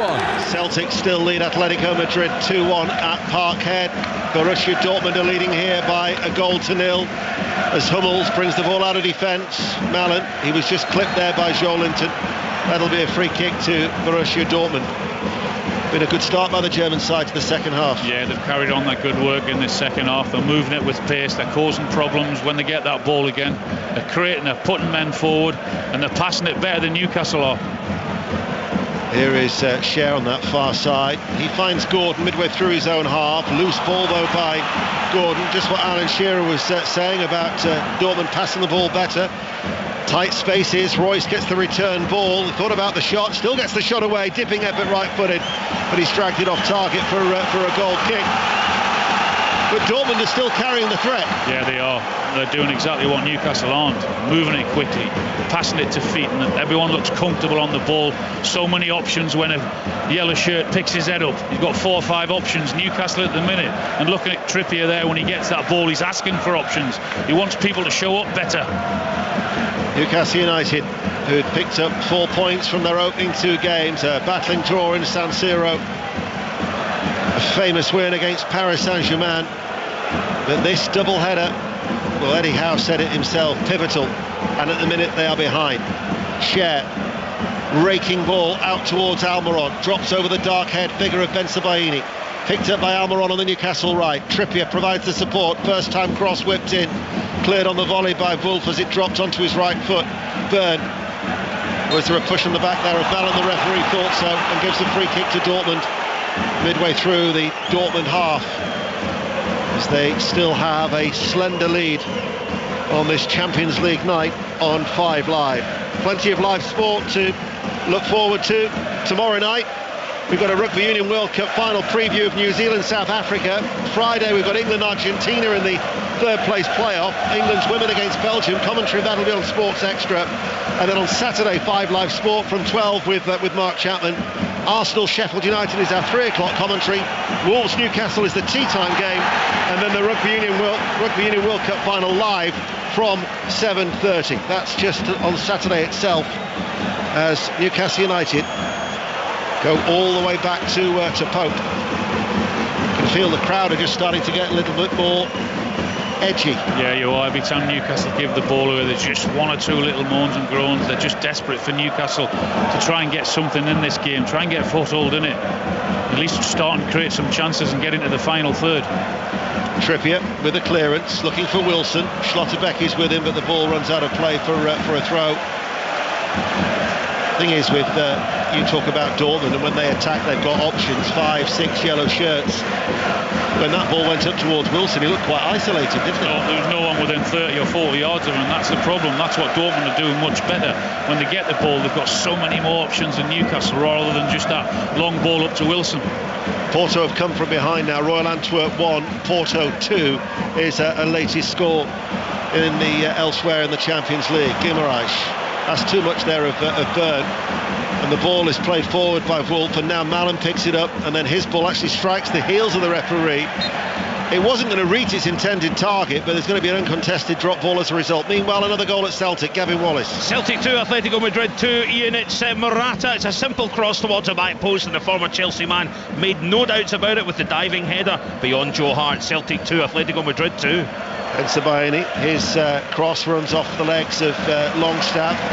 It'll be a Dortmund throw, as they play in all yellow on this wet night on Tyneside from right to left. And those supporters with 3 yellow and black flags that are flying high up in their vantage position, as Almiron looks to try and pick out Wilson and succeeds, and Wilson's over the halfway line. He's been tracked by a host of yellow shirts. He's got to go it alone. Wilson looks for some support, couldn't squeeze it through towards Gordon, but the energy levels of the Dortmund players to get back and just snuff out that opportunity. Yeah, Wilson did really well to let the ball run through him, which then meant he was left one-on-one with Hummels, and he wanted to run him, but he couldn't, and he was looking for the support. Gordon actually got up there and was looking for that killer pass, and just couldn't find it.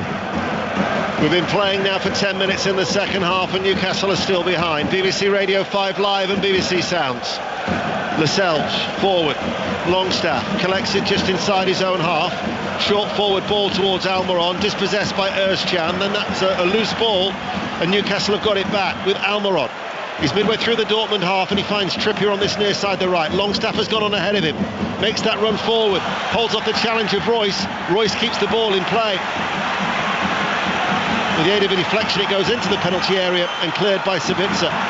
Cher, good sliding challenge forward. It reaches Wilson, touches it. Gordon back towards Wilson. Great save by Kerbel.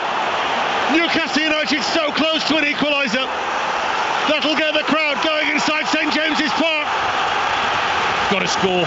Got to be in the back of the net. It's a brilliant tackle from Cher, which set Newcastle up. They work it into the box, and he pulls it across Gordon into Callum Wilson. He takes a touch. Here is Mallon. Meanwhile, it's a strong run forward, cuts into the penalty area, closed down and picked up by Pope. Wilson took the touch. Not sure whether he actually needed it or not. That gave the goalkeeper another second just to set himself, and he spreads himself really well. I mean, Wilson gets good contact on it, but again, that should have been in the back of the net. Better from Newcastle. Certainly given the crowd a lift too, as now Byrne is forward on that far side, the left, in the pouring rain at St James's Park here on 5 Live. But Borussia Dortmund, they were so close to being crowned German champions last season before succumbing on the final day. But now Gordon enters the penalty area, first time shot, challenge came in on him, and behind it goes for a corner kick to Newcastle. They've got to try and keep this energy, they've got to try and keep this pace up to the game. The crowd have responded to that. You can see when Gordon gets that corner there what he's trying to do to the crowd. They've got to keep this up. There's a Dortmund player, it must be Schlotterbeck, who is down at the moment, and the referee's just saying to him, you're either going to go off or you're going to get to your feet, and he's quickly back to his feet as Newcastle United want to take the quick corner kick. Wonderful vocal backing inside St James's Park.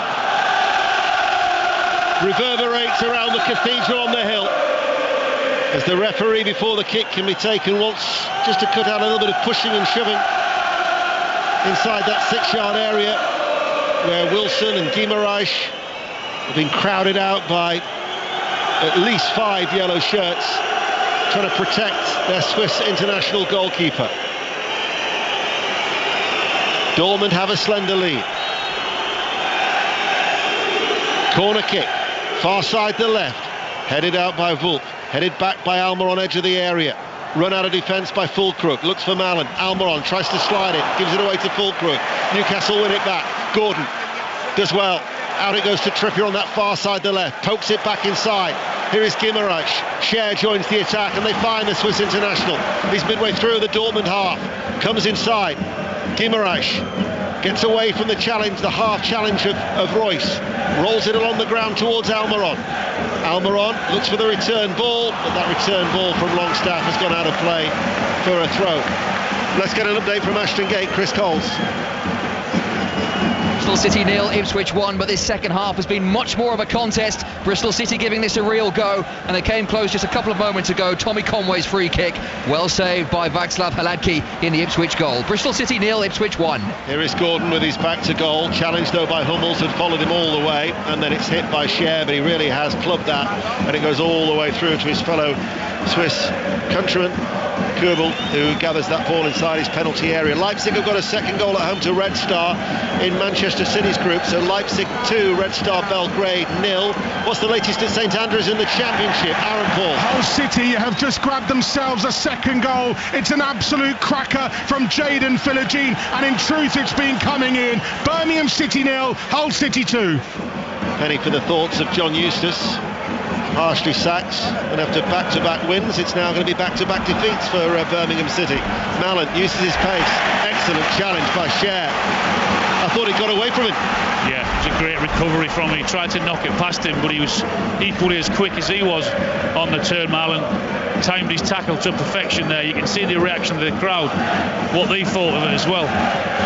Half an hour remains on 5 Live, and Dortmund still lead by a goal to 0. In the unrelenting rain, from the throw from Wolf, picked up now by Wilson. Newcastle United is have to go to loan. Only Gordon is really up with him. He gets a free kick it's a throw for his efforts over on that far side that Guimaraes wants to take. When do you think that Eddie Howe would contemplate a change? In another 10 or 15 minutes. He'll be pleased with this reaction. Not so pleased with the first 5 or 10 minutes or so, but certainly the last 5. They've upped the tempo, picked the pace up of their passing. Certainly much more energy to their game. Guimaraes slides into a 50-50 with Sabitzer, wins it, and then swings it back out towards the left. A leaping Gordon off the chest, forward ball. Joelinton makes the run to that left side of the penalty area, back towards Byrne. Guimaraes just comes short and now takes over the Brazilian, tries to lose Mecha, the goal scorer. Back out then, it goes to Joelinton on the left, fires it in, and then it was a challenge from Bensebaini, and Newcastle United from that left back who was tucked in get a corner kick for their efforts. Callum Wilson was protesting furiously to the referee there, just to say that it actually wasn't him that touched it. It was a Dortmund defender. The defenders weren't too convinced the way they reacted to the referee, but Newcastle have got the corner anyway. Hummels still having a word with the Portuguese official, Arthur Diaz, as the corner kick swung in by Trippier. It's an in-swinger. Referee's blown his whistle on this occasion. The outstretched arms from Eddie Howe. Now, we talked before about making changes. Well, Dortmund are actually going to be the first to make a change, and we talk about pace as well that they have. Karim Adeyemi is going to be coming on. He's a 21-year-old German. He's a forward who they signed from Salzburg last year. Remember him scoring the winner against Chelsea in the last 16 last season in Dortmund. And Adeyemi is going to come on, and he's going to replace Royce. So all of a sudden it's going to be a two-pronged attack for the pace now, with Adeyemi down the left and then Malen down the right. As Royce comes off, and Newcastle are going to make a double change as well. Murphy and Tonali are going to be coming on. Might be the last action that we see of Sandro Tonali for a while, depending of course on the outcome of that ban with the Italian authorities. But Murphy, who had a fine game at the weekend, is the other player who's going to be coming on. Let's get an update of that Young Boys Manchester City game with Conor McNamara. 25 minutes to go, still Young Boys burn 1, Manchester City 1. City took the lead earlier on, but Young Boys immediately coming back, and it's an exciting game now, but there's going to be a penalty awarded. So Ian, jump in if you need to take this back, but Manchester City have the chance to take the lead. In fact, there's going to have to be an injury, so come back to us shortly, but a penalty forthcoming for Manchester City. Rodri is down injured in the penalty area, but the referee has pointed to the spot and come back to us for the outcome of that. 1-1 for now. We will indeed, Conor, thank you. Haven't missed anything whilst we've been away. 63.5 minutes played. It is still Dortmund who lead by a 1-0 here at St James's Park, as Guimaraes switches play to Almiron, can't keep it in. We can check on Celtic though. Gavin Wallace. 2 Atletico Madrid 2. Alvaro Morata found himself just inside. Just as the Spaniards there just put it right over the bar. It's lost its intensity, but Atletico Madrid starting to turn the screw a little bit now. Celtic 2, Atletico Madrid 2. Newcastle ready to make the double change. We'll be going back to find out about that penalty. Joel Linton is going to be one of the players coming off. So Murphy for Joel Linton is the first of the changes, and then it's going to be Longstaff who's coming off. Back to Conor McNamara. So the penalty for Manchester City stands 1-1 in Switzerland. Erling Haaland, who's been a peripheral figure throughout much of the game so far, has placed the ball on the spot. He is looking to score in his first Champions League game in 6 attempts, stretching back to last season.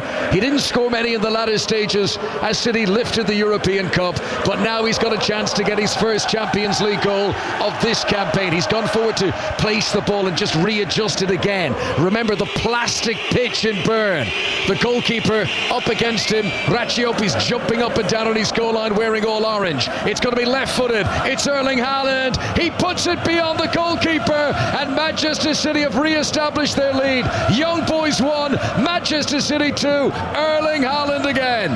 So Manchester City and Leipzig both leading in their group. Plymouth Argyle have got a third goal at home to Sheffield Wednesday in the Championship.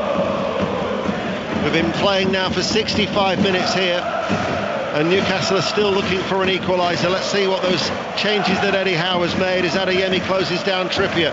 Forward ball, Tonali slides into the challenge, gets it to Almiron, through the middle, he looks for Wilson. Wilson can't take it round Hummels. Hummels clears it away to Schlotterbeck, and now with Sabitzer. And all of a sudden it's Dortmund's chance to come forward, and here is Adeyemi. Adeyemi direct with pace, running at Trippier, back pedals into the penalty area they go. Adeyemi with a cross, blocked from Trippier. They were appealing for a handball there, but the referee is instead given a corner kick. No, they weren't going to get that one. It's a positive change from Eddie Howe. He had to do that, do something. Brought Murphy on and put him on the right hand side, which then makes Almiron go into the 10 role, which straight away they get the ball and he finds Wilson. But I have to say the 2 centre-halves for Dortmund have defended really well up until now. Metsch's goal on the stroke of half-time is still the difference. Dortmund in front of their travelling support have a corner kick. Sabitzer goes deep.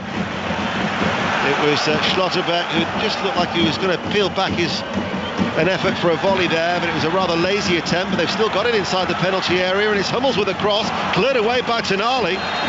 Flag was up on the far side anyway, it wouldn't have counted. Such an annoying law that is, when the linesman or the official can see he's offside, but he's got to wait for the move to finish, and then he flags him when the move does finish. Really annoying. The players think the same as well. Yeah. Here is Murphy. Murphy into Almiron. Özcan with a sliding challenge. Adeyemi can't keep it in. A lot of surface water there as the bushy-haired Adeyemi came sliding almost into the Borussia Dortmund dugout down below. We're about, 6-7 rows back from the dugouts here. So we are getting a bird's eye view, and we certainly got a bird's eye view of Adeyemi catching Guimaraes in the face. Referee will give a free kick to Newcastle that Tonali wants to take quickly. Time is running out for Newcastle United as we approach the midway point of the second half. Newcastle supporters trying to do their bit. Byrne on the halfway line. Back though it goes to Cher. The chance will sweep around St James's Park in a bid to carry the team forward. Trippier to Murphy. Murphy on the inside finds Guimaraes. He was caught, he's in pain. Murphy stayed down. Guimaraes, forward ball to Almiron. Two ahead of him, Gordon and Wilson. Almiron looks for Gordon, left-hand side of the penalty area, cuts it back, feeling for a penalty. Not once but twice for a handball, and then Wilson, who might have been clipped, but the referee had already blown his whistle. And Murphy is still down. And that's why it's allowed the physios to come on to tend to Murphy. Struggling with his shoulder, I think, Murphy. Yes, he's trying to support that. Must have been an awkward fall for him on his left shoulder for Murphy. Newcastle United haven't really had too many clear-cut opportunities, have they? Well, they had the one with Callum Wilson when he went through and perhaps took one touch too many. Give that goal the time for the goalkeeper to set, and he pulled a really good save off. But other than that, despite having most of the possession, they've not really created a lot. In the early exchanges, when the two sides traded blows and both keepers made a couple of saves for each team, but after that, only that one that Alan's referring to earlier in the second half is what Newcastle United have tested Gregor Kobel. Murphy's still getting treatment. They might even have to try and pop his shoulder back into place. Let's get an update from Celtic. Gavin Wallace. Still Celtic 2, Atletico 2. Ian, we're just coming up for 70 minutes or so. It's quite interesting now. Celtic have actually went to a back three, and Nat Phillips has come on loan from Liverpool over on that far right hand side, and they're matching up Atletico now. It's lost its intensity, but both teams still have a lot of sting there. 2 each at the moment here at Celtic Park. Antwerp 1, Porto 3, Leipzig 2, Red Star Belgrade 1. So the Serbian side have got a goal back in Manchester City's group. Let's get an update from Manchester City. Conor McNamara. Well, City still lead by 2-1, but Erling Haaland should really have had his second goal of the night. The first from the penalty spot. This latest opportunity across from the right-hand side from Jeremy Doku. Haaland stretching, and he just couldn't wrap his foot around it. He sent it wide. Young Boys 1, Manchester City 2. Thank you, Conor. So Newcastle United have made a double change.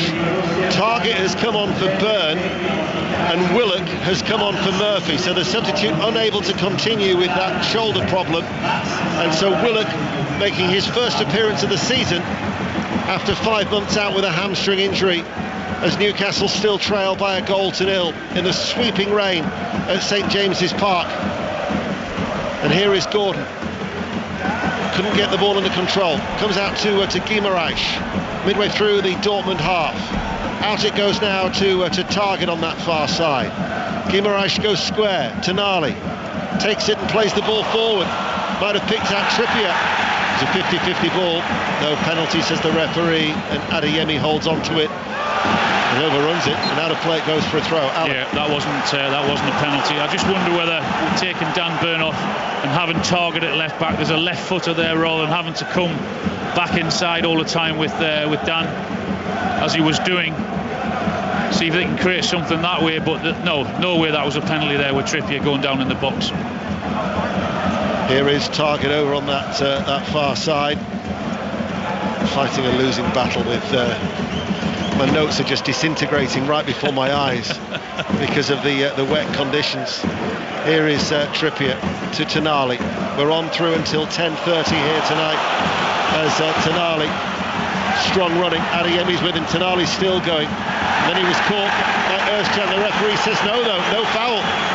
And all of a sudden it's Malen who can bring it away for Dortmund as he drifts out towards this near side the left. Now with Sabitzer. Adeyemi. Another goal in Switzerland. Conor McNamara. This might settle in now. Young Boys 1, Manchester City 3. Julian Alvarez, who's only been on the pitch a couple of minutes, playing a 1-2 with Erling Haaland. Lovely finish from the Argentinian World Cup winner. It's Young Boys 1, Manchester City 3. Thank you, Connor.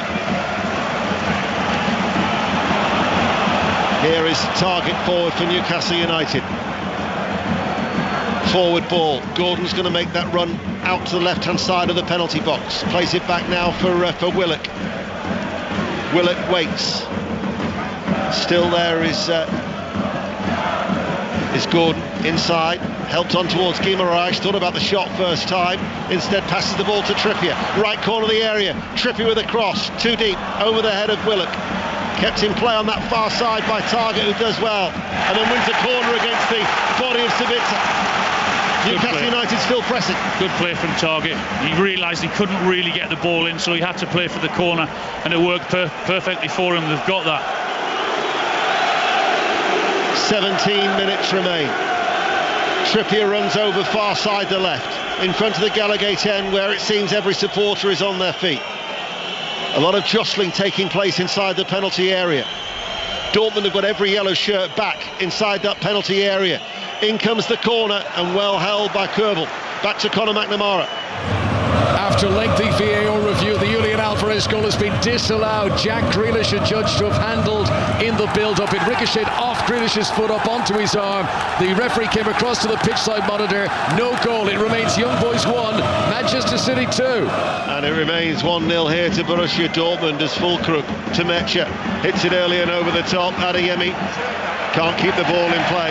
Newcastle will have a throw midway through their own half that Tonali will take back towards Lascelles. Tonali with the clearance for Newcastle United, only as far as Özcan, just sitting there in front of the back four.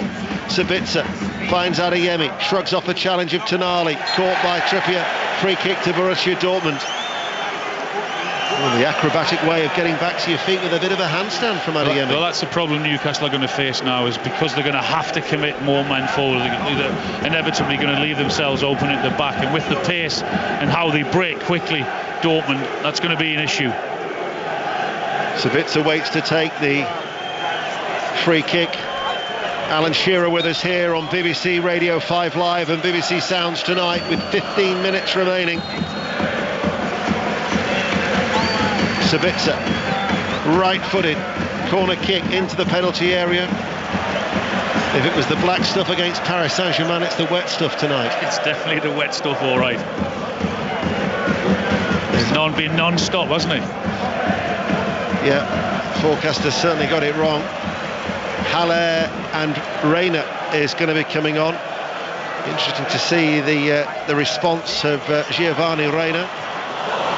Bearing in mind he's the son of Claudio, a former Sunderland player. In fact, it's a triple change. Sula is also going to be brought on. So they're going to bolster their defence. They're going to bring up... Well, Haller will replace Füllkrug. Reina will slot into the midfield. And Sula will go into the back four somewhere. Or maybe they might even play with three central defenders. Who knows? But Terzic is going to make the changes very, very soon. You'll have to keep me right, because I haven't got a clue, because I can't write either. All my notes are soaked as well, and my pen's broken. Here is Lascelles. Now with Trippier, that sodden black and white striped shirt hanging heavy. Newcastle United, though, looking to try and summon up the energy for the final 14 minutes. Now it's with Willock. His forward ball.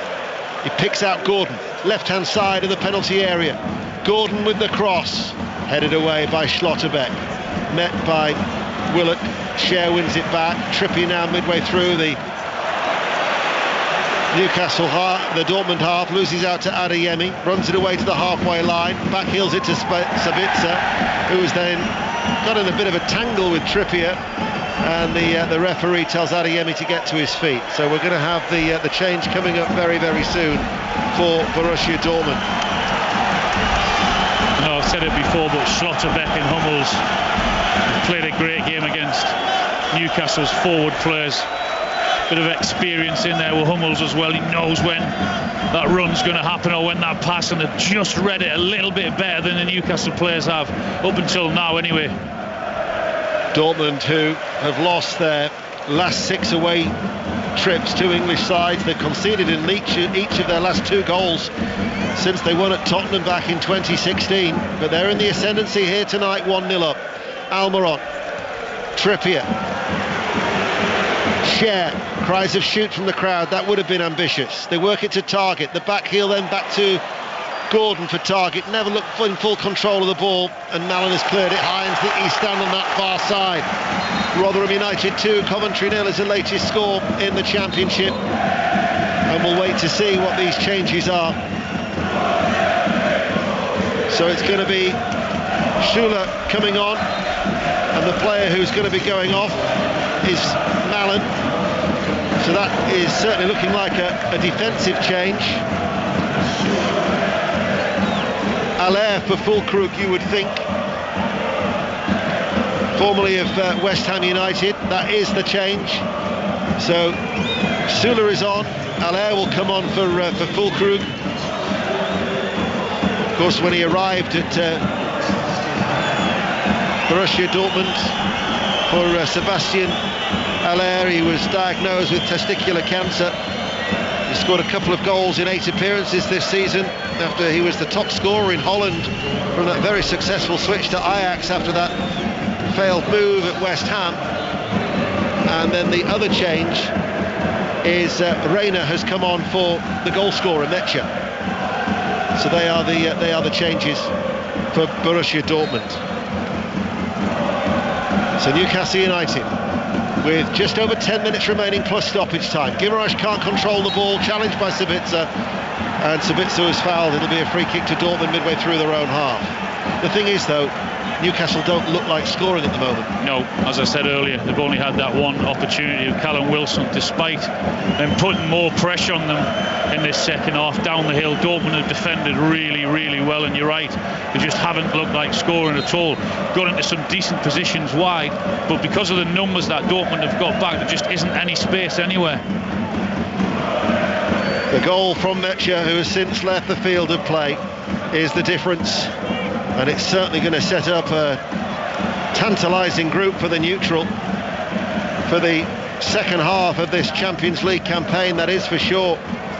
Bearing in mind that Newcastle United have got to travel to Dortmund on match day 4. They've still got to travel to Paris as well and wait for the return game with Milan here at St James's Park. So they've got to get something from this game, you would think, going into that match in Germany early next month. Crowd haven't given up hope just yet with 10 minutes remaining, but Newcastle United with Lascelles very slow at the back, and it allows Dortmund just to drop off in their yellow shirts and get men behind the ball. Here now is Gordon. Guimaraes plays it back to Lascelles inside the centre circle. I think there might be now with Trippier forward to Almiron. Coming across was Schlotterbeck. So they are playing now with 3 at the back, aren't they? They're just looking for that one bit of quality, that one bit of brilliance from a Newcastle player to try and change this game. As you said, the crowd certainly haven't given up, but it just looks as if going into the last 10 minutes they're running out of ideas. Adeyemi, his pass to Bensebaini sold him a little bit short. Tonali thought he'd won a corner kick, but instead it'll be a goal kick. Stoke City in that 8 o'clock kickoff, leading Leeds United by a goal to nil. Stoke City 1, Leeds United 0. It's a Pascal Struijk own goal for Stoke City. Kerbel in no real hurry to take the goal kick for Borussia Dortmund. Bensebaini, the left back, hits it over the head of Allaire, but 2 runners as well. Flag has stayed down. Wolf is one of them. He's got Adeyemi going with him. And here is Reina. Reina lays it off. Allaire can't get the shot away, crowded out. And then there was a push there on the Newcastle defender, and that'll be a free kick. That was a real chance for Dortmund to seal it. Yeah, they had opportunity, they had men forward, they just didn't have enough quality. Couldn't get the ball under control, but that's the problem from Newcastle is now with so many men forward, and it's happening again here. Here is Adeyemi. Allaire. Adeyemi goes away from him, and it will be a goal kick instead. But that's what Dortmund's game plan is. Maybe try and pick Newcastle off in the closing stages. 8 minutes remain. Newcastle United, Willock far side the left on the halfway line. Now it's with Guimaraes. Tonali. Trippier forward on the near side. Jason Tindall, Eddie Howe's assistant, urging Newcastle to get forward. Tonali committed as ever in the challenge. Trippier still going. Nutmegs Özcan. Wilson had his legs locked there. He couldn't get the ball from the challenger Slotterbeck. The referee waves away Newcastle's pleas, and instead it's with Adeyemi for Dortmund, who lead 1-0. Adeyemi takes it into the penalty area. Allaire is with him and gets a corner. And now the boos ring around for the Newcastle supporters. It's good defending again, not giving Wilson an inch. I know the crowd won't like it, but those two centre-halves again, nothing they've given Wilson other than that one shot. And then it was good defending. They went straight up to the end with Adeyemi.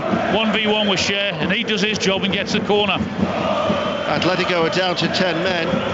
Rodrigo de Paul has been sent off, the midfielder for the Spanish side at Celtic.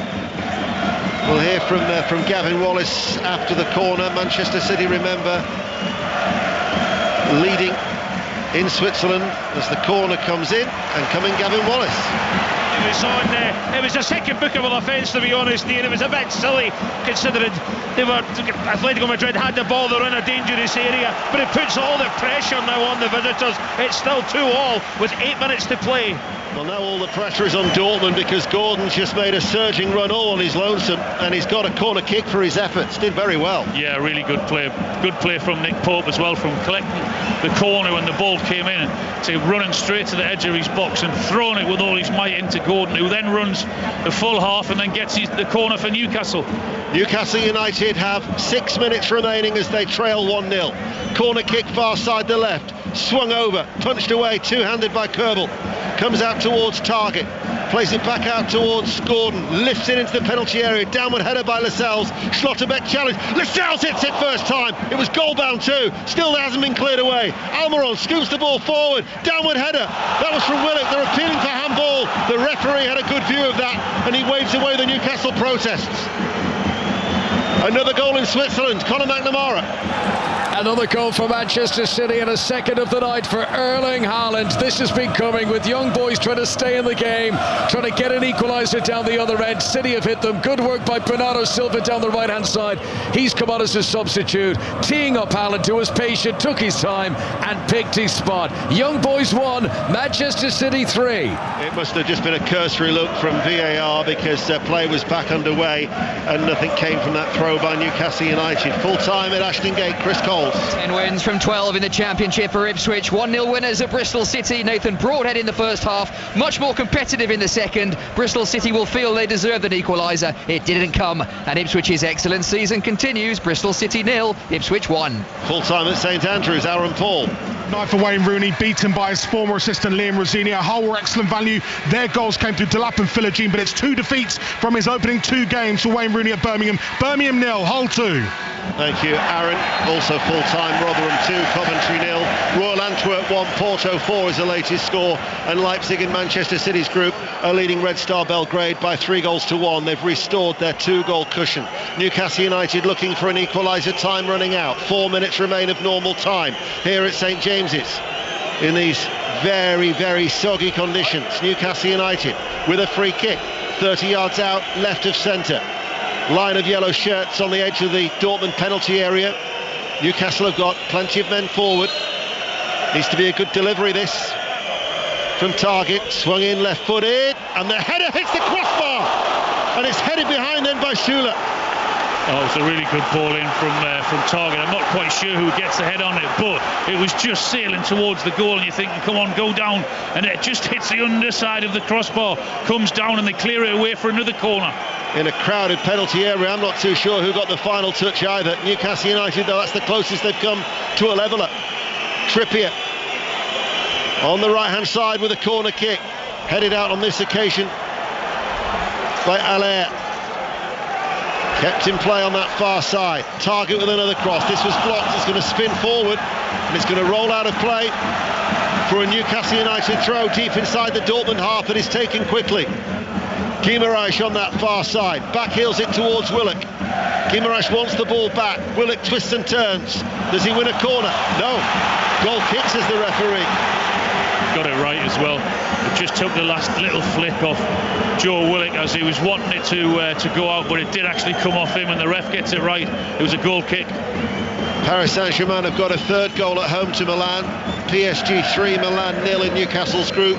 And Preston North End have got an injury time equaliser at home to Southampton to make it Preston North End 2, Southampton 2. Still a latest score at Deepdale. 2.5 minutes of normal time remain. The amount of substitutions, you'd be thinking at least 5 minutes of added on time, as the ball is headed on by Allaire for Dortmund. He gets a shove in the back from Guimaraes. Wolf, who's had a fine game, strong running as ever, carries it forward, wins a corner kick for Dortmund's effort, and now it's Wolf who whips up the crowd high up over on that far side. So in fact it was a Ched Evans own goal to make it a Southampton 2-2. Preston North End 2, Southampton 2. So Southampton have got the equaliser. I'm really impressed with him down that right hand side for Dortmund. Wolf, he's defended well and got forward when he's had to. Here is Reina. His dyed hair. Adeyemi, 30 yards out from goal. She's going to hold on to the ball, belying his tender years, just to keep it for Dortmund in these closing stages. Under 2 minutes remain. Here is Schlotterbeck. Ben Sabini has gone ahead of him. Schlotterbeck will run forward, chips it in. Wolf has made the run. I mean, essentially he's playing as a right wing back now as Wolf. Newcastle will maybe try and exploit that gap as Willock picks it up from Pope. The rain sweeping into the faces of the Newcastle players as they play from left to right. And now it's back with Lascelles. Everybody pushed on for Newcastle, with the exception of Lascelles and Cher. We'll find out how much added on time there will be in a moment. Newcastle still searching for an equaliser. Trippier challenged by Adeyemi. Newcastle get a throw. Trippier takes it, finds Guimaraes. Trippier now infield. Lascelles forward of the centre circle. Target is to his left. Willock has stayed out wide right. They go wide left rather. They go back towards Lascelles. Now with Cher.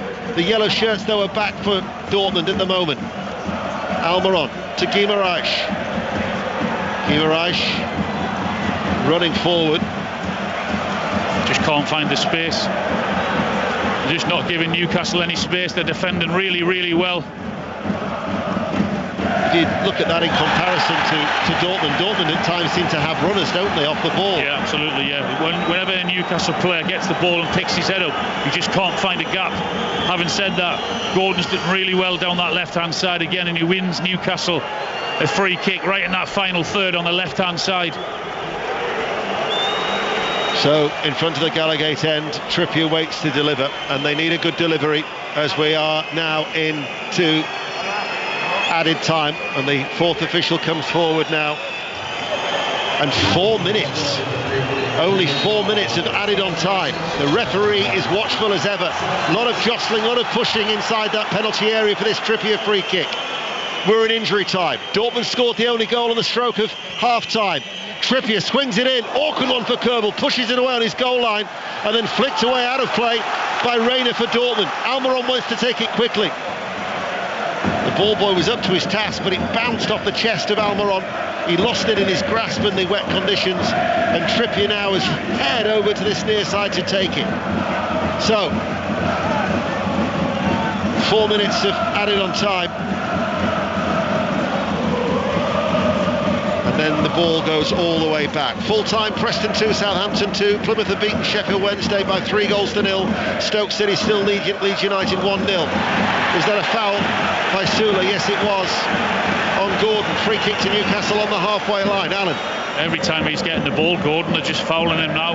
But they look comfortable with these set pieces. Trippier tried to whip one in there from the left-hand side. Goes to the far post, and the keeper's not going to take any chances there. And he parries it out, but it goes to a Dortmund player. Trippier has gone over to take it. Right-footed, long, diagonal ball over the head of Cher. It seemed more in hope that anything else, Alan? Yeah, that's typical of Newcastle. The second half, sort of running out of ideas, a long diagonal ball in the hope that someone would get on the end of it. And we maybe have been spoilt the last few games because some of the football that they've played, and incisive football that we were sort of expecting tonight, it's not really happened for Newcastle. And you've got to give Dortmund credit if it stays the same. For the way they've defended, for the way they've played, for the way they've been a threat on the break, and they've not given Newcastle a sniff really. And it will certainly mean that it's an interesting group, because with Paris Saint-Germain leading against Milan, they will go to 6 points. Dortmund and Newcastle both on 4, with Milan left on 2, with the return game to come in Dortmund, a game you'll be able to hear on BBC Radio 5 Live from inside the Westfalenstadion. When we talk about this being an atmospheric place, that with a yellow wall is equally atmospheric. As the ball played forward by Guimaraes, cleared away by Schlotterbeck, but Newcastle just coming up against their own yellow brick wall here tonight in the Dortmund defence. I have to say Dortmund have handled everything really well in terms of the crowd, the way they handled themselves before the game into the first 5 minutes. That sort of set the tone. Tonali swings over the cross, blocked by Özcan. It runs behind for a corner kick. Nobody looking to leave their seats in the Gallowgate just yet, as they hope that Newcastle United can summon up an injury time equaliser. The referee once again is standing out with that luminous orange jersey in these miserable conditions, just to make his point towards Cher. In an extremely crowded penalty area, Trippier with a corner, headed out by Wolf, picked up by Target, midway through the Dortmund half. He rolls it out towards Guimaraes, steps on the inside, plays it inside. Wilson tees up Tonali, his shot takes a deflection. Gordon with a deflection off the crossbar. Dortmund get it away, scramble clear. Newcastle for the second time hit the crossbar. So close. So unlucky as well. On the rare occasion Almiron finds himself in space and he manages just to turn around and swivel and get that shot, and it takes a wicked deflection over the goalkeeper, but again it hits the bar and comes down, and the defender's there to clear it away. Newcastle United corner kick. Trippier waits to take it. Dortmund have got everybody back. We're deep into stoppage time. Nick Pope, the goalkeeper, has come up. That would be the ultimate salvation for Newcastle if Pope could score. It's Trippier, right-footed, is an outswinger over the head of Pope, comes to the edge of the area. Almiron never got over it, and left-footed skies it into the Gallowgate end, and there is the final whistle. And Borussia Dortmund have blown the group wide open. They've beaten Newcastle United by 1-0. And now Newcastle United are going to have to go to Germany and get something. Full time, Newcastle United 0, Borussia Dortmund 1. Alan Shearer. Yeah, you can't say it was a fluke. They might have got lucky once or twice in the last 10 minutes there when it deflected onto the bar. But in terms of general defending, I think Dortmund have done it really well. They've played Newcastle really well, played the crowd well, took the pace out of the game in the early minutes, which is what, of course, PSG didn't do. But then after that, they were a threat on the break, not so much in the second half, but they had to defend, and they defended really well. And if Newcastle are honest, I think, and looking at most of the game, I'm not sure they deserved anything out of the game. There was an early frantic start, then there was a flurry of activity late on where they hit the crossbar twice. It was a Callum Wilson header that came back off the crossbar, and then that deflected effort from Gordon. But Borussia Dortmund held firm, and it's finished here at St James's Park. Newcastle 0, Borussia Dortmund 1. Plenty more to talk about from St James's Park with Ian and Alan, and Pat Nevin will join us as well after 10 o'clock.